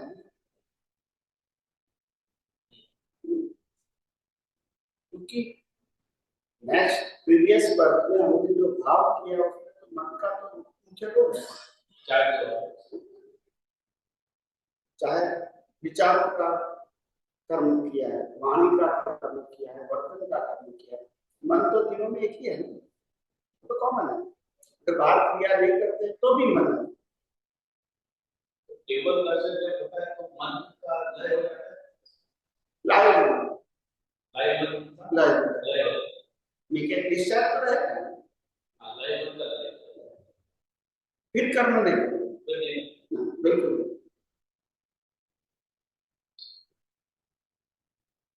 लाइव मन इसीलिए लय हो जाता है, क्योंकि लाइव मन तब तक लाइव हो जब तक अज्ञान है। क्या है? बाद में तो रोल ही नहीं है, अज्ञान ही नहीं है, तो अज्ञान है ही नहीं तो उनका रोल क्या रहेगा? कुछ भी नहीं। अज्ञान है इसलिए रोल। समझ में आया? Yes. तो इधर ऑटोमेटिकली वो जब अज्ञान नहीं रहेगा तो लय हो जाएगा, रोल नहीं है। देखो, हम जहाँ रहते हैं, हमने बैंक में अकाउंट खुला है और व्यवहार भी करते हैं, मगर अभी हम चले गए यहाँ से 200 किलोमीटर दूर, हम दूसरे बैंक में चले जाएंगे, तो वो बैंक तो रहेगी, हमारा व्यवहार नहीं रहेगा। तो उनके साथ का हमारा जो कनेक्शन क्या हो गया? ऐसा है ही नहीं। तो अभी यहाँ संसार में था तब तो मन की जरूरत थी, भी आत्मा में रहने के लिए मन की जरूरत नहीं। क्योंकि मैं खुद हूँ, शरीर तो मैं नहीं हूँ और मानता था, क्रिया तो मैं नहीं करता था और मानता था, सत्ता संपत्ति संबंधी मेरा नहीं था और मानता था, तब मन की जरूरत है। अभी मैं आत्मा हूँ, मन की जरूरत। अभी मैं चेतन हूँ तो मन की जरूरत। अभी मैं अनंत शक्ति वाला हूँ तो मन की जरूरत। तो मैं हूँ, ये तो नहीं हूँ पर मानता था। इसको ज्ञान कहते हैं, इसी से कर्म होते हैं। और मैं शुद्धात्मा हूं, इससे कर्म नहीं बनते। और एक प्रश्न कि थोड़ा सा और जैसे आप जड़ वस्तु के अभिप्राय के बारे में हम लोग बात कर रहे थे, अभी जड़ वस्तु जैसे फैन में एग्जाम्पल करते हैं, उसका भी कुछ अभिप्राय नहीं होता है किसी के पास, उसके चाहे आप जोर से चलाओ, बंद करो, जो भी करो, कोई भी जड़ वस्तु को अभिप्राय नहीं होता। को भी हम लोग ये स्थिति में लाने की कोशिश कर रहे हैं कि कोई अभिप्राय नहीं रहेगा उसके बारे में, इसी के बारे में ये हमको स्थिति लाना है धीरे धीरे। वो चेतन के लिए प्रतिष्ठित लाइव चेतन में तो अज्ञान है ही नहीं। मतलब ऐसा नहीं है कि मतलब जड़ का जो स्वभाव है तो जैसे अभिप्राय देना ही नहीं कोई चीज का, तो मैं जड़ के जैसा वो स्वभाव लाइव प्रतिष्ठित आत्मा में आ गया, उसका नाम केवल दर्शन। अगर लाइव प्रतिष्ठित आत्मा को मन वचन काया की अवस्था और 5 इंद्रियों से हम पूरी सृष्टि की अगर कुदरती रचना हो गई तो मन कैसे रहेगा? अभिप्राय नहीं रहेगा। बस जड़ का भी स्वभाव है अभिप्राय नहीं, और इसका भी स्वभाव हो जाएगा अभिप्राय नहीं, तुम दोनों क्या जड़ जैसा ही स्वभाव हो जाएगा, ऐसा बोल सकते हैं? नहीं, अभिप्राय दो तो मैंने श्लोक बताया। एक अभिप्राय ऐसा है जो निकल रहा है, वो निकलेगा, और एक अभिप्राय लाइव जिससे नया कर्म बदलेगा। तो लाइव अभिप्राय नहीं होना चाहिए। अगर हम डिस्चार्ज अभिप्राय को कुदरती रचना देखेंगे तो लाइव वो समझ गया। हाँ, तो बट जैसे जड़ में कुछ अभिप्राय नहीं, तो इसमें अभिप्राय नहीं है ना। अच्छा उसमें है डिस्चार्ज का मतलब क्या हुआ है? प्रोग्राम, तभी तो हम इसको जलाते हैं। भाव मन को नहीं जला सकते, ये द्रव्य मन जो खोपड़ी में चलता है उसको जला सकते हैं, तो वो डिस्चार्ज है।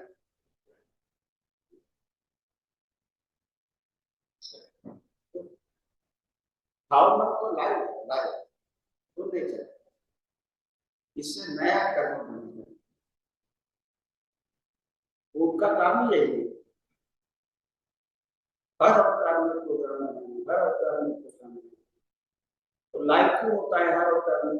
क्योंकि क्या है, भाव को आप कंट्रोल कर सकते हैं, जैसे कुदरती रचना देख के ऐसा वही प्रोग्राम कर सकते हैं कि बिल्कुल नहीं, डिस्चार्ज में कंट्रोल नहीं कर सकते, नया में तो कर सकते 100%, अज्ञानी भी कर सकते हैं। हम नहीं, अज्ञानी भी कर सकते हैं। अगर चोरी करने वाला को समझ सकते थे, चोरी नहीं करना चाहिए, वो भाव कर सकता है। इसमें की आत्मा में ज्ञान की जरूरत प्रकृति को बदलने के लिए जो भाव करना है, इसमें आत्मा हो वो जानना जरूरी नहीं। आप भाव बदल सकते हैं, बाहर के संजोगों को देख के आदमी कहता है भाई मैं तो बहुत पैसा कमाया, आखिर मैंने क्या पाया? तो मेरे को लगता है कि नेक्स्ट पर मेरे को जरूरत इतना पैसा मिले तो बहुत सुखी होगा। तो ये भाव तो कर सकते हैं, इसमें आत्मा की क्या जरूरत है? आप समझे? आत्मा की जरूरत नहीं है, आत्मा का ज्ञान होने की जरूरत नहीं है। भाव अभी जैसे आपने एग्जांपल दिया तो ये मैं इंटरनली उसको ये कर रहा हूँ, बोल रहा हूँ, बट एक्चुअल में जो भाव बनेगा मेरे अंदर वो भाव मतलब कैसे होता है? मुझे अपने आप बनता है, मैं कुछ सोचता हूँ उसका एक भाव बनता है। मैं कुछ सोच रहा हूँ कि चलो ये नहीं चाहिए ये करना चाहिए, बट भाव जब बनेगा उसका वो क्या अपने आप प्रोसेस होता है कि कैसे होता है? आपके पास जो सत्ता में ज्ञान दर्शन पड़े तो लेकर और वर्तमान संयोग भी है, और वर्तमान में आपने जो ज्ञान दर्शन पाया है, ये तीनों में से किसी का उपयोग कर सकते हैं नए भाव के। तीनों में से किसी या पिछले अवतार का ज्ञान भी हो सकता है, वर्तमान संयोग भी हो सकता है, या वर्तमान में जो नया ज्ञान मिला, तीनों में से किसी का उपयोग करके नया भाव बना सकते हैं। वो बराबर है, बट क्या मैं जस्ट सोचूंगा कि चलो मुझे जैसे कि डॉक्टर का मुझे इंजीनियर बनना है, आप तो ऐसा अपने नया भाव करते हो, तो बस इतना सोचने से मेरा भाव बन जाता है कि और कुछ उसमें डीप में और ज्यादा मनन करता हूँ उसको भाव मार खाने के बाद उसका ज्ञान बदलता है तो भाव तो बनेगा, मगर भाव एनकेस कब होगा? जब उनके इक्वल आपके पास बैलेंस होगा। वो समझ गया, बैलेंस में मैं बात नहीं कर रहा हूँ, मैं भाव कैसे बनता है उसके बारे में डिस्कस कर रहा हूँ। जैसे मैंने सोचा कि मैं वही कहता हूँ कि मैं डॉक्टर बनूंगा, ऐसा नहीं मेरा पुण्य नहीं होगा तो मैं नहीं करूंगा। ये वो समझ गया साहब। तो मेरा प्रश्न ये है, मान लो पुण्य भी, ठीक है, और मैं डॉक्टर बनने का भाव रखता हूं। भाव मतलब क्या, मैं तय करूंगा डॉक्टर बनना है, यही भाव की प्रक्रिया है कि इसके अलावा कुछ है? नहीं, भाव करने की मतलब you are attach, whatever you require you attach, फिर रीच करता है, खाली यू नॉट ऑन इट भाव। उसको डीपनेस सोचूंगा उसके बारे वो में। सब कुछ I decided to change my life in the future. तो ऐसा थोड़ी बनेगा, तो विचार करेंगे। हमारे विचार जैसा कि आगे लोग भाव देते हैं, मतलब इतना जरूर है कि आपने सोच समझ के जो बीज डाला है फिर फल देने का काम करें। वो तो है। कितना भी बड़ा है, जैसे हम पिछली जो आम की गुठली आती है ना, आम की गुठली, वो हमने काट के जमीन में लगा दिया, बाद में हवा देना, पानी देना, प्रकाश देना, ये खुद करता हूँ। पूरा पेड़ बनाना ये खुद करता हूँ। फिर हर तरह में पत्ते होंगे, डालियां होंगी, फूल होंगे, फल होंगे, ये कुदरत करती रहेगी, बीज है। वो समझ गया। ऐसा ही जीवन है, क्योंकि ये बीज का फल भी कुदरत देती है, तो हम जो कर्म करेंगे वो बीज का फल भी कौन देंगे? कुदरत देगी। तो प्रिंसिपल दोनों में एक ही है, अलग अलग नहीं। जिस प्रकार से भाव किए होंगे, जिस स्टाइल के भाव किए होंगे और जितनी बार किया होगा, सबका फल आएगा और संयोग देगा। तो हमको सोचने की जरूरत नहीं कि होगा क्या नहीं। यही तो मैं कहता हूँ कि वर्तमान जीवन के बारे में निश्चिंत हो जाए, क्योंकि ये प्रोग्राम है। अभी आप सोचेंगे कि हम बिना सोचे कैसे जी सकते हैं, नौकरी धंधा पढ़ाई बिजनेस जो भी करना, तो ये सोच भी आप डिस्चार्ज के फॉर्म में लाए हैं। आप मानते हैं कि मैं सोचता हूँ, ये तो ज्ञान है। आपकी सोच मैकेनिकल है, डिस्चार्ज है, वो रिजल्ट की और ही ले जाएगी। तो प्रोग्राम है, हम मानते हैं, लाइव है।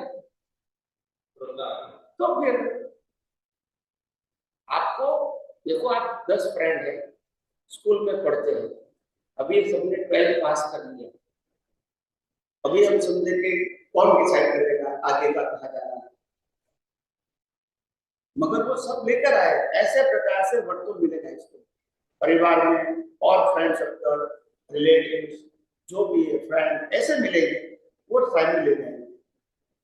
तो 10 की लाइन अलग अलग भी हो सकती है, 12 तक एक ही थे। तो ऐसा क्यों हुआ? क्योंकि बीज ऐसा था, वहां टर्निंग पॉइंट आया है। आप समझे? मेरा जैसे अपने भाव को कंट्रोल कर सकते हैं, उसी के ऊपर कंट्रोल अगर काम करना है भाव को, और मुझे जैसे मोक्ष की तरफ लेके जाना है, क्या उसका प्रोसेस रहेगा? कैसे कुदरत रचना देखो, डिस्चार्ज भाव को कुदरत रचना देखोगे तो भाव ही नहीं होगा, और नई भाव होने का मतलब मोक्ष मार्ग के लिए लायक और सहायक। वही तो बताते हैं, वही बताते हैं। भाव नहीं करोगे तो भी बीज तो पड़ेगा, क्योंकि पुरुषार्थ किया है ना आपने। कुदरती रचना देखना और शुद्धात्मा का लक्ष्य का वो भी पुरुषार्थ है, वो सहज नहीं है। तो पुरुषार्थ का फल तो आएगा, मगर वो मोक्ष मार्ग के लिए लायक सहायक, संसार के लिए लायक सहायक नहीं आएगा। हाँ, भाव तो एक बार नहीं है, भाव का है अगर तो लाया थैंक यू।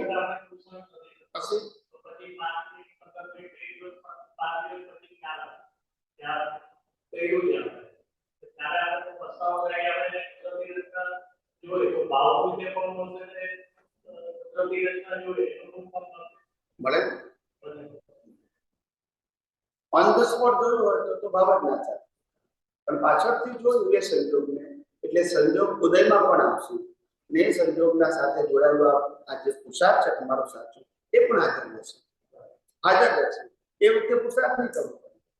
આ છેલ્લા અવતારમાં શું છે, પુરુષાર્થ કેમ નથી? જ્ઞાન આગળ રહેશે એટલે ચૂકાઈ જાય રે એવું નહીં ખ્યાલ પણ છેલ્લા અવતારમાં 100% હાજર રહેવાનું કામ કારણ કે અજ્ઞાન જીરો થઈ ગયું છે પ્રેક્ટિસ પહેલા થઈ ગઈ છે અજ્ઞાન છે નહીં તો પછી અજ્ઞાનનો ઉપયોગ કરવાનો નથી એટલે જે વિજ્ઞાનનો જે ઉપયોગ છે એ સતત એની રીતે વગર પુરુષાર્થે સહજ રૂપે હાજર રહેશે વિજ્ઞાન હાજર રહે છે માટે કરવું નથી હાજર કરવાનું નથી પુરુષાર્થ નથી પુરુષાર્થ એટલે પાછો નેક્સ્ટ વર્તવાનું એટલે કીધું કે છેલ્લા અવતારમાં પુરુષાર્થ સ્વભાવ રૂપે આગલા અવતાર સુધી પુરુષાર્થ રૂપે સ્વભાવ રૂપે કરવો પડે કારણ કે અજ્ઞાન છે હા જેટલું અજ્ઞાન આગલા અવતારોમાં નાશ કરી નાખ્યું હોય એ સંજોગોનો પુરુષાર્થ એની રૂપે હાજર પણ જ્યાં અજ્ઞાન છે ત્યાં તેમનો પુરુષાર્થ કરવો ये विज्ञान तो क्यों परफेक्ट है अपने समझाए कि हमारा सब गोल हो क्यों अद्भुत विज्ञान गम्मे क्या છે ટેલી થાય શું થાય ગમે ત્યાં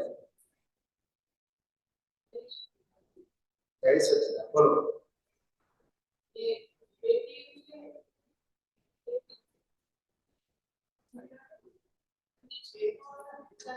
हाँ तो कारण के जो रियल ना हो तो रिलेटिव ने भोगो ना केवा मर्दा ने भोगो तो केवा कारण के रियल नहीं रियल ना हो तो भोगो तो के केवा मर्दा ने આપણે 5 દિવસ રાખી મૂકી તો ભોગો તો કેવા ઉદાહરણ क्या करे ने जे આત્માની હાજરીમાં કર્મ બંધાયા હોય એ જ આત્માની હાજરીમાં કર્મ ભોગવા બોડી જુદું પણ આત્મા તો તેનો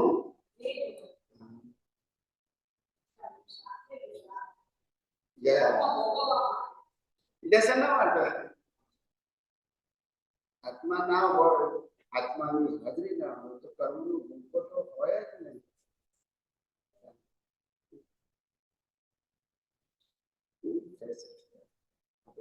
ચાલે છે એ બગડી જાય ઘણી વખત અવાજ આવે ઘણી વખત આંખિયા વળી જાય ઘણી વખત સ્પીડમાં પડે નાય કરે બધું થાય પણ એને ભોગવટ ના હોય કારણ કે આત્મા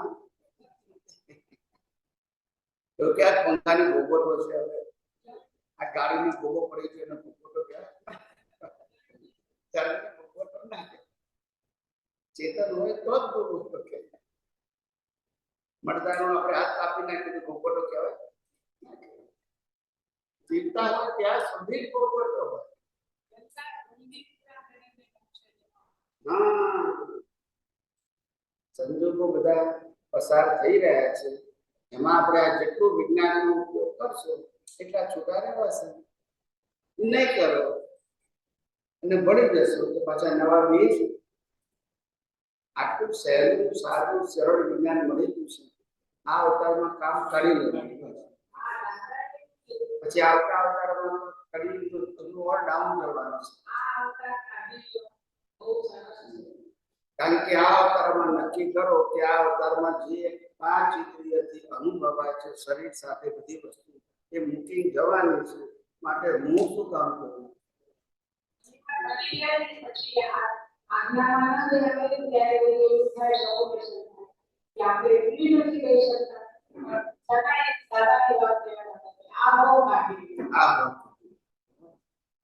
बस अजवाब છે બરાબર છે अच्छा जय सच्चिदानंद बोलो ये बात पूछो कई कोई नहीं करा पाते ये तो सारे से आप अलग सॉफ्टवेयर मेरा तो जैसे अलग सॉफ्टवेयर से तो सोल्यूशन आनी है તેથી સરકાર ક્યાં કરીએ છીએ તો આપણે સર્વના હિસાબે આપણે જે પડાવવાનો આવે પછી એમાં વિધિ દોષ કશું એ કુદરતી રહે એ કામ કરે છે કે નથી કરતા નહીં બોલવાનું ખ્યાલ કુદરતી રચનામાં રિઝલ્ટ છે હોય આવે જે કામમાં છે દાદા ભગવાને જેટલાની વિધિ કરી હતી એ બધાને રિઝલ્ટ મળ્યું છે તો કહેવાય નહીં. અને જેની વિધિ નથી કરી હતી એને પણ રિઝલ્ટ નથી મળ્યું ના કહેવાય. જો બોલતા નથી નામ કુદરતી વિધિ કરી તે નહીં, પરિણામ આવ્યું તે નહીં, ના આવ્યું તે નહીં, બધું કુદરતી. એટલે આમાં કોઈ જગ્યાએ પુરુષાર્થ નથી. જેવું પરિણામ ના આવ્યું એવું કરશે.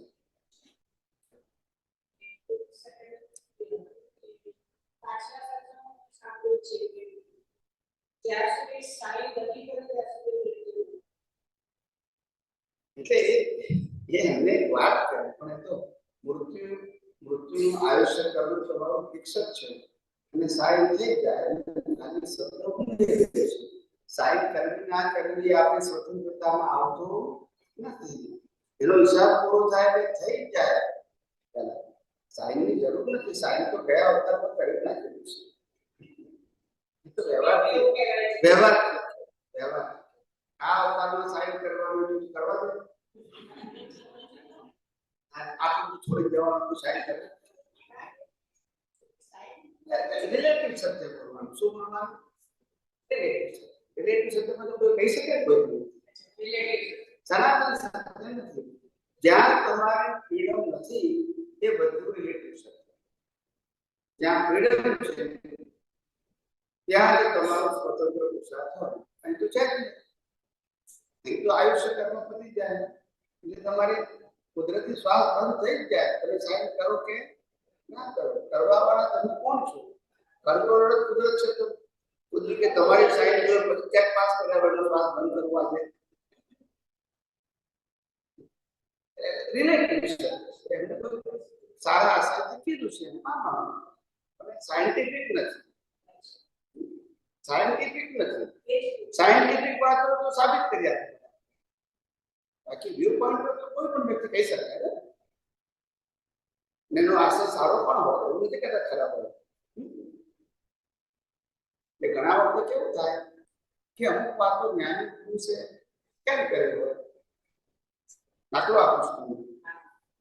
તમે બધા તો હતા કે અમે તો હતા એટલે અમને ખબર છે કે દાદા ભગવાનને બીમાર પડે ને એક્સિડન્ટ થયો બધું થયું ને ત્યારે દાદા ભગવાનને મહાત્માઓને એવું લાગ્યું કે દાદા ભગવાન વધારે જીવશે ને. એક્સિડન્ટ થયો તો જાય કાર એક્સિડન્ટ થયો 1986 એ વખતે ભયંકર એક્સિડન્ટ થયું. લોહી બહુ નીકળી ગયું, ઉંમર થઈ ગઈ અને જ્ઞાની પુરુષ કોઈનું લોહી લેતા નથી. હવે આ ઉંમરે ખોરાક પણ ખવાતો નથી કારણ કે જીભ ઉપર ઢાંકા આવી ગયા, ચોક ઢાંકા એટલે ખવાતું નથી અને લોહી પણ ના આવે. તાકાત ક્યાંથી આવે? એટલે જેને ભાવ હોય ને મહાત્મા હોય એ પૂછે કે દાદાજી હવે તમારી સ્થિતિ આવી ગઈ તો અમારું શું થશે? ત્યારે એટલે લોકોને એશ્યોરન્સ આપવા માટે કીધું કે હજુ અમે સાહેબ નથી કર્યું. સમજવાનું સંજોગ આજનું માની આ લોકોને કોઈ જાતની કેમ નહીં. જે બોલે છે ને રિપીટ કરે સમજતા નથી. દાદાએ જે કીધું છે વાત સાચી પણ એ મહાત્માઓને ખાતરી આપવી કે જો મેં સાઈન નથી કરી માટે ગભરાશો છીએ એ રીતે કહેવાય. બાકી આયુષ્ય કર્મમાંથી વધઘટ થાય. અમારા અમદાવાદમાં રમેશભાઈ પરીખ સંતપતિ હતા, બહુ સાત્વિક માણસ. તો એને માતાજી આવતા હતા. જે વિષય એમનો વિષય છે તો દાદા ભગવાનને કીધું માતાજીએ કીધું કે તમે 125 વર્ષ જીવવાના છો. એટલે બધા મહાત્માઓ તાળીઓ પાડે. ત્યારે જે કેવું હોય કે આપણે શું કરીએ સમજાય છે. એ એમને કીધું તે ઉદય કરવું. કોઈને માતાજી આવે, કોઈને પિતાજી આવે, આપણે આપણું નડે છે એમાં ઊંડા ઉતરવા એમાં ઊંડા આ બધું રિલેટિવ સત્ય છે. શ્રદ્ધાનું માણસ છે એમાં આપણે ક્યાં ઓપિનિયનની જરૂર છે? બરાબર, જે માને છે સ્વામીજી અત્યારે આપણે વાત કરી કે આપણે ભાવ કરીએ કે મારે ડોક્ટર બનવું છે, સામે આપણને બેલેન્સ પણ જોઈએ, પુણ્ય જોઈએ. હવે પુણ્ય પણ ભાવથી બંધાય છે. તો જે પુણ્ય બંધાય એવા ભાવ હોય અને જ્યાં આપણે ડોક્ટર બનવાનો ભાવ કરીએ એ બંને ભાવ વચ્ચે શું ફરક છે? જેમ આપણે પૈસા કમાઈ બેંકમાં ભેગા કરીએ તે અને મકાન લઈએ પોતાને વાપરીએ તે એટલો ના કમાવા માટે કમાઈને પૈસા ભેગા કરવાના, ભેગા કરેલા પૈસા મકાનમાં વાપરે. ખ્યાલ આવ્યો કે નહીં? ભેગા કરેલા ક્યાં વાપરે? મકાન. એટલે મકાન છે એ આપણો ભાવ છે અને મકાનને લેવા માટે પૈસા છે એ આપણું પુણ્ય છે. પૈસા ના હોય તો લેવાય. મકાન તો આપણને ગમે ત્યારે વાલકેશ્વરમાં લઈ લીધું ત્યારે પણ આપણે જ્યારે પુણ્ય માટે ભાવ કરીએ છીએ તો એ વખતે એ પુણ્ય પહેલા તમારે પ્રશ્ન એ પૂછવાનો કે પુણ્ય કેવી રીતે બંધાય છે. દરેક ક્વેશ્ચન પુણ્ય કોઈને સુખ આપવાના ભાવથી પુણ્ય બંધાય, સુખ આપવાના ભાવથી પાપ બંધાય. અથવા તો કોઈને સુખ આપ્યું હોય અને મારો કરતા ભાવ છે મેં આપ્યું છે તો જ પુણ્ય. અને ભાવ હવે મારે પુણ્યનો શું ઉપયોગ કરવો? મને આવા સંજોગો મળે એટલા બેલેન્સમાંથી વપરાય. અને પાપ અને પુણ્ય છે બેલેન્સ એ આપણી કોઝલ બોડી સાથે નથી એ ક્યાં હોય? પાપ અને પુણ્ય વાણી અને વર્તન રૂપેના પાપ અને પુણ્ય હોય એ કુદરતમાં હોય, નેચરલ ક્લાઉડ. કારણ કે રિઝલ્ટ એને આપવાનું છે અને જે અંતસ્કરણ જેને આપણે મન કહીએ છીએ એ કેરી કરવો એનાથી તો આપણે ભોગવવાનું છે. પણ એ જે પાપ પુણ્ય કર્યા હોય એના ભાવ કન્વર્ટ કર્યા હોય એ જ આવે અવસ્થા કઈ રીતે આવે? અને એવું બની શકે કે આપણે પાપ અને પુણ્ય વધારે કર્યા પણ સામે એટલા ભાવ નથી કર્યા કે જેનાથી તંદુરસ્ત થઈ જાય. દાખલા તરીકે આપણે પૈસા કરીએ કે મારા બેંકમાં વધારે બેલેન્સ થઈ ગયું પણ બધું ખર્ચ નથી, એવું બની શકે એ ભાવમાં સમય. એકચ્યુઅલી પાપ પુણ્ય આપણે ભેગા કરીએ છીએ ભાવથી અને સામે આપણે ભાવથી એને યુઝ કરીએ છીએ આપણા ભાવ માટે. તો એવું બની શકે કે એક જ ભાવમાં આખું સરવાળો કરું તો મારા પાપ પુણ્ય વધારે થયા પણ સામે મેં એને યુઝ કરવા માટેનો ભાવ નથી કર્યો તો એ પાપ પુણ્ય તો બધે યુઝ થાય. પુણ્ય વધારે હોય અને પુણ્યને એન્કેશ કરવાના ભાવ ના કર્યા તો પછી કેવું દુઃખમાં ત્યાં રિલેશન ના સામસામે હિસાબ તો ના કરતી મળે આપના આધારે ત્યાં વ્યક્તિગત હિસાબ ના પાપ તો ભોગવાય ને અહીંયા પુણ્ય ભોગવાય પાપ ભોગવાય અને પાપ પુણ્ય સામે ક્યારે ભોગવાય? જ્યારે નોર્મલ હિસાબ ભાવ તો સામે પેલું સામે ના આવે. દેવલોક નરકલોકના પાપ પુણ્ય સામે નથી. એ આપણું ક્રેડિટ અને ડેબિટ છે એટલું તો આપવાનું છે.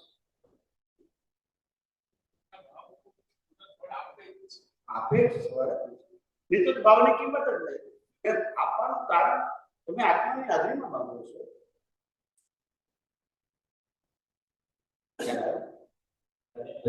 એટલે આમાં તો કર્મ ચાર થાય છે. આ જળ કેમ નથી કરી શકતું? આત્મા નથી. આત્મા કરતો નથી પણ આત્માની હાજરી વગર ના થાય. જેમ સૂર્યનારાયણ છે બરાબર છે, એકી બાષ્પીભવન કરતું નથી, એકી વાદળા બનાવતું નથી, એકી વરસાદ બનાવતું નથી, પણ એની હાજરીથી એ ના હોય તો ના થાય પણ એ કરતા પણ એ સ્વતંત્ર કરતા પણ નથી. આપણે મોક્ષ માર્ગ માટે લાયક સારા સંજોગોના ભાવ કરીએ છીએ ત્યારે આપણી વાત રીતે સુધારમાં જોવું છું કે કુદરતના જોવું એના તમે પુણ્ય કરે છે એ સંજોગમાં કોને શું આપવાના ભાવ છે? શુદ્ધાત્મા જોવું એ મોક્ષ માર્ગ માટે લાયક અને સહાયક સંજોગો અનુભૂતિનો લાભ છે. જ્ઞાન વિદ્યા કરતી રહેતે છોટા પણ રહેતે મોક્ષ માર્ગ માટે લાયક અને સહાયક અનુકૂળ સંજોગો જ મળે પણ જ્ઞાન દર્શન તમારું સ્થિર રહે.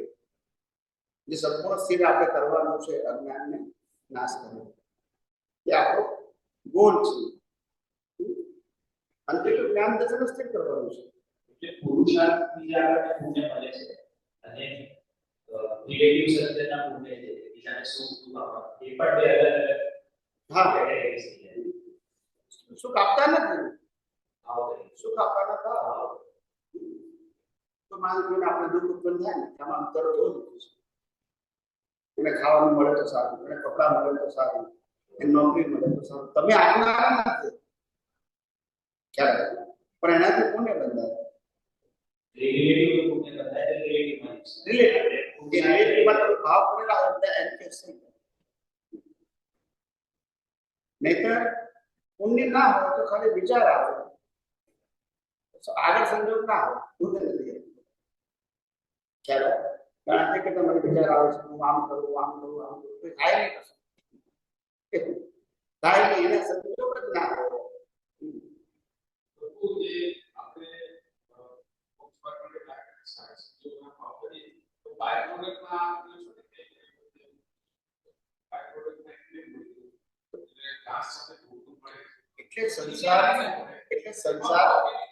એટલે સંસાર કહું જે માણસ મુક્તિના માર્ગે સિન્સિયરલી આગળ વધી રહ્યો છે એને ઊંચા પ્રકારનો સંસાર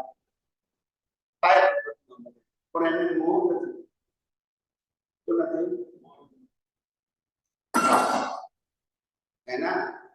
એના જ્ઞાન દર્શનની ક્વોલિટી કેવી છે એટલે એને એવા સંજોગો મળે પણ એને મોહ નથી, માગ્યા પણ નથી, અને જતા રહે તો એનો અફસોસ પણ એને પણ કુદરત એને આપે છે. એ ના જતા રહે, એની ક્વોલિટી ના ના પેલા ભાવ તો ખરા જ ને, મોક્ષ માર્ગ માટે લાયક એ તો ખરા જ ને. એટલે જ તો આજે આપણે માનો કે જીવનમાં જીવી રહ્યા છીએ અને આપણે અત્યારે બહુ જ ટેન્શનમાં છે, શારીરિક, માનસિક, આર્થિક ઘણા બધા પ્રકારના ટેન્શન આપણા જીવનમાં.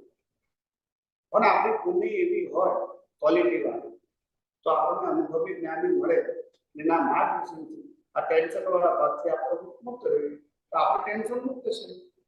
ને જે ટેન્શન છે તો કુદરતી રચના છે. પણ એ દ્રષ્ટિ ન મળે તો આની ટેન્શન ના પડે, ટેન્શન એ જ્ઞાન કહેવાય. એના પછી નવો સંસાર ઉભો થાય.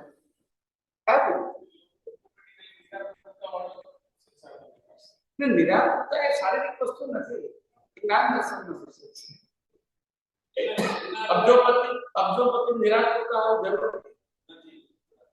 મહેલમાં રહેતો નિરાકરતા હોવું જરૂરી. તેનો ધંધો સરસ ચાલતો હોય, નોકરીની ઊંચી પોસ્ટ હોય, એ નિરાકરતા હોવું જરૂરી નથી. જ્ઞાન દર્શન એ દ્રષ્ટિનો વિષય છે. માણસ પાસે કશું ના હોય તો નિરાકર હોય. એ જ્ઞાન દર્શનનો વિષય છે. એ અવસ્થાનો વિષય નથી. ખાસ ધ્યાન રાખવાનું, આ જ્ઞાન દર્શન એ ભૌતિકતા સાથે જોડાયેલું અને કુદરતનો સ્વભાવ એવો છે જ્યાં સુધી તમારા આયુષ્ય કર્મ છે ને આયુષ્ય કર્મ સાથેના હિસાબો છે ત્યાં સુધી કુદરત તમને બધું પ્રોવાઈડ કરશે. તમારી પાસે પૈસા ના હોય અને તમે બેભાન થઈ ગયા, બરાબર છે, ને હજુ તમારું આયુષ્ય 6 મહિના 12 મહિના બાકી છે તો લોકો તમને હોસ્પિટલમાં લઈ જશે ને હોસ્પિટલમાં નર્સો તમને દવા કર્યા કરશે. તમે 6 વાગ્યાના બધું પણ બધું પેમેન્ટ નહીં કરવાનું, સેવા માટે બોલાવવાના કુદરતી રહેશે. આ સમજવા સમજણ કુદરતનું જ કામ છે.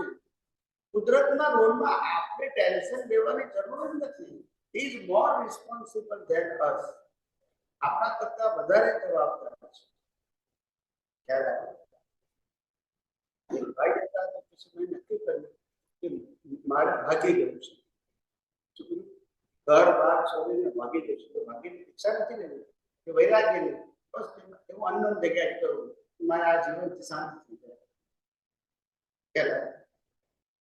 પણ અંદર નક્કી બી કરે, પ્રયત્ન કરે, પણ સંજોગ જ ના લાવે. શું છે હિસાબ જેની હાથે પૂરો કરવો જ પડે, મારી ચોઈસ નથી, એ કુદરત ફરજિયાત કરાવશે. ચાલો ઘણા 3 દિવસ ભાગીને પાછા આવતા રહે, હિસાબ તો પૂરો કરવો પડશે. આપણને લાગે કે આપણું ફળ પકડી નહીં, હિસાબ પાછો લાવે.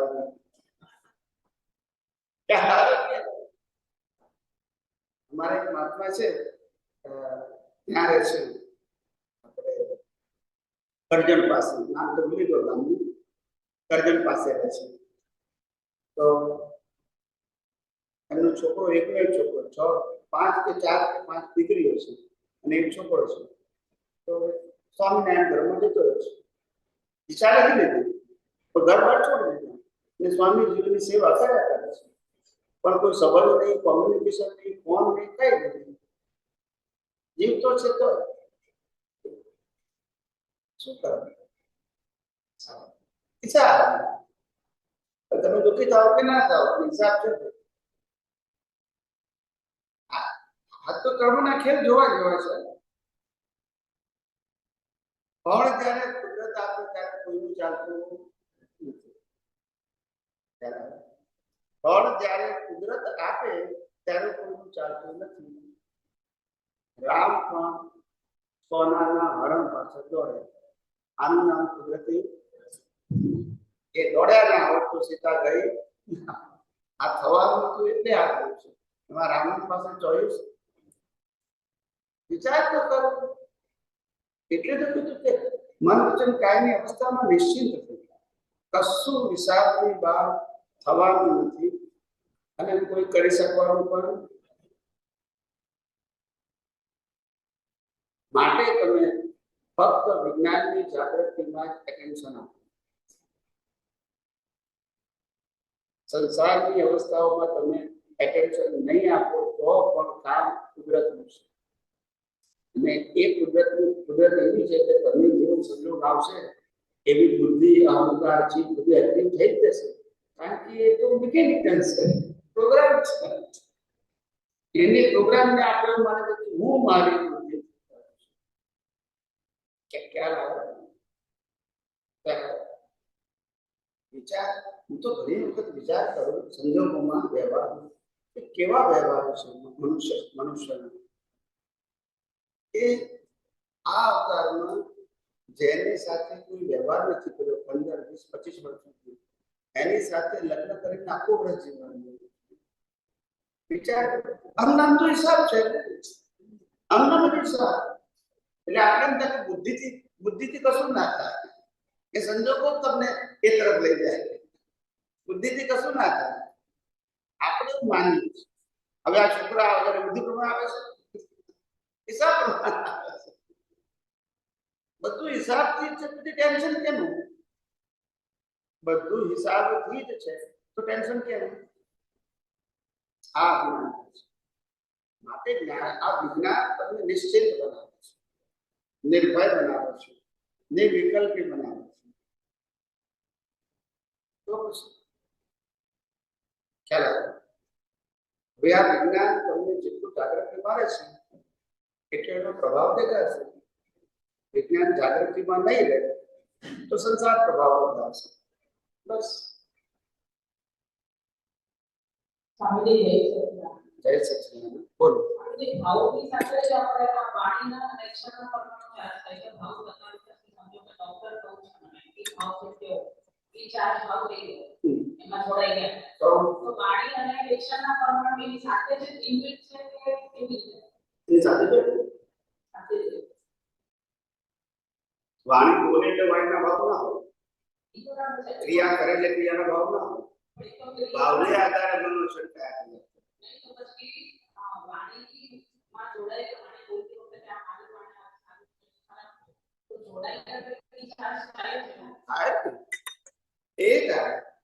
કાર્ય કરવામાં એવી વાણી રોજ પ્રમાણે જે ભાવની સાથે વાણીના એક્શનના પરમાણુ ચાર્જ થાય છે. તો ભાવ જ્યારે દેશ ઉપર આવી શકતું થાય તો કારણ શરીર તો આત્માની સાથે થશે.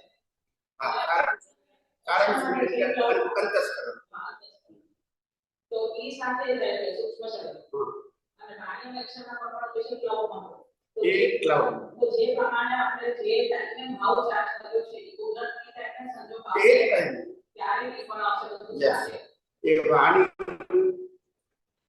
વિચાર બુદ્ધિ અહંકાર જે તમારી પાસે છે એ પ્રમાણેના હિસાબો સંકલન કુદરત એટલે તેનો ઓટો મળે છે આ સંજોગોમાં શું વિચાર કર્યો છે એ જ્ઞાન લઈને આવ્યા છે ખ્યાલ આવે એટલે ઘણી બધી કહેતા આપણે વિચાર નથી તો થઈ કારણ કે વિચાર પ્રમાણે થતું નથી ને તો ભાવની સાથે એવું કેવી તીવ્રતા હોય છે વાણીના અને શિક્ષણના પરમાણુ ચાર્જ કરી સાથે થાય છે. થાય જ ને કારણ કે તમારે જે રોલ કરવાનો છે એને અનુરૂપ તો હોવું જોઈએ ને વાણી વર્તન તો રોલ કેવી રીતે કહેવાય એ તમારા ભાવની અનુરૂપ થતું હોય વાણી વર્તન બે ને એ ભાવ તમારા આશયથી બનતા ઘણા ડોક્ટર શું કહે છે કે આપણે તો ન્યાય નીતિ પૂરું કરવાનું નહીં ને કોઈને આપણે પૈસા માગી કરવી ચાલો ઘણાને પૈસા કામ ના કરે મેં તો 5 કરોડ રૂપિયા ખર્ચો કર્યો છે ચાલો એટલે દરેકના એનો જે ભાવ ગયા અવતારનો એ પ્રમાણે ત્યારે ખુલે છે એવી વાણી હોય એવી વર્તન હોય પણ પુણ્ય હોય એટલે એનો ભાવ હતો એમ કેસ કરો પુણ્ય તો જોઈએ કોઈ પણ વસ્તુને રૂપકમાં આપવા માટે પુણ્ય જોઈએ એટલે અહીંયા ખાલી સંસારમાં કોઈ પણ વસ્તુને ખરીદવા માટે પૈસા જોઈએ કેવું એવું ત્યાં ખાલી પુણ્ય તો એ સંસારલક્ષી આપણે પુણ્ય કર્યું તો સંસારલક્ષી ફળ મળે. પણ મોક્ષ લક્ષી કરવું હોય તો એ સંસારમાં પણ એ બાય પ્રોડક્ટ એમાં પછી મોહ કોઈ પણ વસ્તુ તમે માગી હોય ને તો એમાં મોહ હોય જ્યારે છોડવાનું થાય ને ત્યારે અસર થાય પણ કોઈ પણ વસ્તુ બાય પ્રોડક્ટમાં મળે ને તો મોહ ના હોય એટલે આવે ત્યારે મોહ ના હોય જ્યારે આવે નેગેટિવ એને તો વિરાગ કહેવાય છે ખ્યાલ કોન્સેપ્ટ સમજવા પડે સોળમાં બધું હકું લાગે સોળમાં કેવું લાગે સરખું લાગે આપણને લાગે આ બંગલા મોટર ગાડી મૂક લઈ જવા માટે છે નથી તો આપણે તીર્થન કરીને શું કામ આપતા હશે એમને તો મોહ છે જ નહીં એ તો બાય પ્રોડક્ટ છે એમને માંગ્યું નથી ખ્યાલ આપણને તમે વિચાર કરો કે તીર્થંકરને દેશને આપવાની હોય ત્યારે સમૂહ અવસરની રચના દેવી દેવતાઓ કરે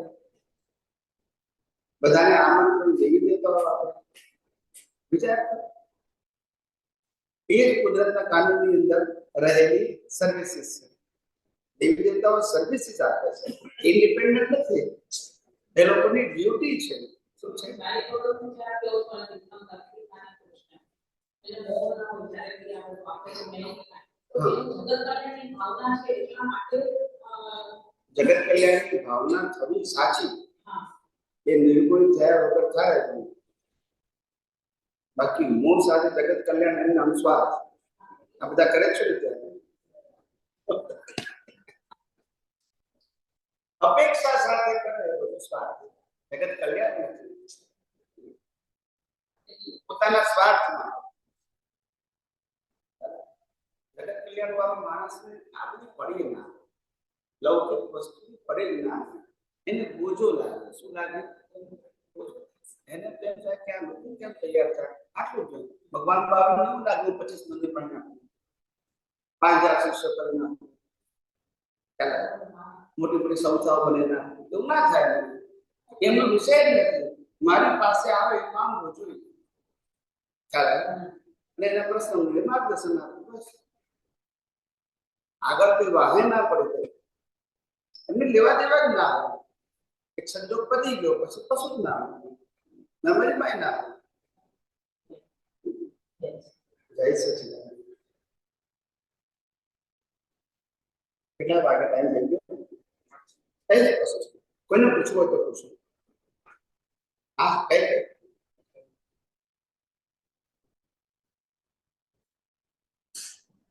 પૂછવું હોય તો પૂછો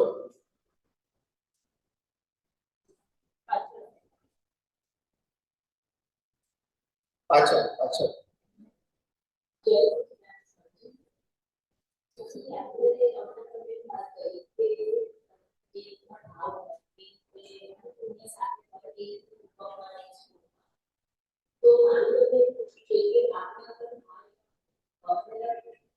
સારા સંજોગો આવે ત્યારે ભાવ એવા થાય કે તમે મોક્ષમાં લાયક ત્યારે ખરાબ સંજોગો આવે ત્યારે પ્રકૃતિમાં મળી આનું નેક્સ્ટ ફોર્મમાં કેવી રીતે આવે તો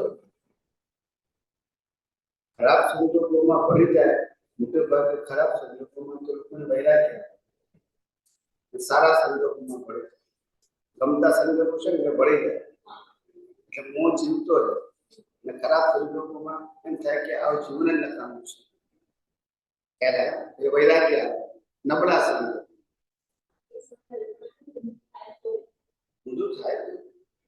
બધું થાય કે કોઈની પ્રકૃતિ એવું થાય તો એવું બીજા પ્રમાણે કેવી રીતે તો આ ભાવ ટૂંકના સંજોગો આવે ટૂંકના સંજોગોમાં ભરેલા સુખના સંજોગોમાં નેસેસિટી દુઃખના સંજોગો ભારે કારણ નથી કરતા કે સાહેબ હું 12 કલાક કામ કરું તારે રોટલાનું પામું છું ભારે સંજોગો અને કે જો આજે તમારે હપ્તા પણ 4 દિવસ બંધ હોય તો મને ખાવાય ના મળે ભારે સંજોગ લઈને કર્મના ખેલ જ છે ને કર્મના ખેલ જ છે બીજો પૂછવું છે અહીંયા પૂછવું છે છેલ્લું છે જય શ્રી ઓકે સૌથી યારે આપની વાત સમોસરની રચના હવે આમ જો બધી તસવીરો ત્યાં આખી બ્રહ્માંડનો વૈભવ ઉભો કર્યો તો એ શું ગુજરાતનો દર્શાવવામાં આવે છે કે જ્ઞાનનો વૈભવ સત્તાનો વૈભવ નથી બીજી વસ્તુ નથી આ જ્ઞાન જે એવા નિરંતર પરમાત્માનો વૈભવ માટે એવી દેવતાઓ આપણે કામ કરી રહ્યા છે એ બતાવવા માટે આવું સિસ્ટમ હોય છે જે બીજાના હિત માટે જીવે છે એને કુદરત બધું આપે છે જે પોતાના હિત માટે જીવે છે એને કુદરત એના હિસાબ પ્રમાણે આપે છે બીજાના માટે બધું આપે છે એને જોઈતું નથી જોઈતું નથી એટલે કુદરત પણ એક દ્રષ્ટિએ બતાવવા માટે કે તમારો તમારો ભાવ જ્યારે લોકોના હિત માટે છે માત્ર પ્યોરિટી બધા સંજોગો ઓકે જીવન તમારા સાથ માટે જોવું હોય તો તમારા હિસાબ પ્રમાણે બધું તો જ તમે રોલ કરી શકો તમારા ભાવનો રોલ કરવા માટે તમે પુણ્ય માંગ્યું નથી પણ તમને મળે આજે આજે આજે મારો ભાવ એની કિંમત નથી જેને મળે છે જરૂરત પણ નથી એનું લક્ષ્ય બીજું જ છે પણ એના માટે કુદરત આ બધું આજે મારી પુણ્ય હોય અને મેં બંગલામાં પર ગાડી માંગ્યા હોય તો મને મળે પુણ્ય ના પડે પણ મેં કીધું કે અહીંયા આગળ હજારો લાખો લોકો બચારા ભૂખ્યા રહેશે એને જો ખાવાનું મળે તો કેવું સારું મારો ભાવ છે કે કુદરત મને લોકોને ખાવા આપવાના સંજોગો હવે આ મારો ભાવ સ્વાર્થની નથી તો નેક્સ્ટ કુદરત મને એવા સંજોગો આપે લક્ષ્મી આપે હું ત્યાં વાપરીશું પણ મારા માટે નહીં એ બધાને પુણ્ય પણ કામ કરે ખ્યાલ આવે પુણ્ય એ લોકો જે ભોગવે ને આ ભેગું કરીને ત્યાં વાપરે છે લૌકિકમાં પુણ્ય કોણ કહેવાય કે જે પોતે પુણ્યથી ભેગું કરે અને ભોગવે પેલો ભોગવતો નથી પાછું જાય ઘરે નથી તેવું હોય એટલા એટલે વ્યક્તિગત પુણ્ય છે આ વ્યક્તિગત પુણ્ય નથી એ પુણ્ય બીજાના પુણ્યને આધારે કુદરતે રોલ આપ્યો છે તો પણ ભાવ એનો હતો માટે રોલ આપ્યો સમજે છે એટલે એને અનુકૂળ સંજોગો આપ્યા ખરા પણ એને ભોગવતો સમજે છે પ્રાર્થના કરતો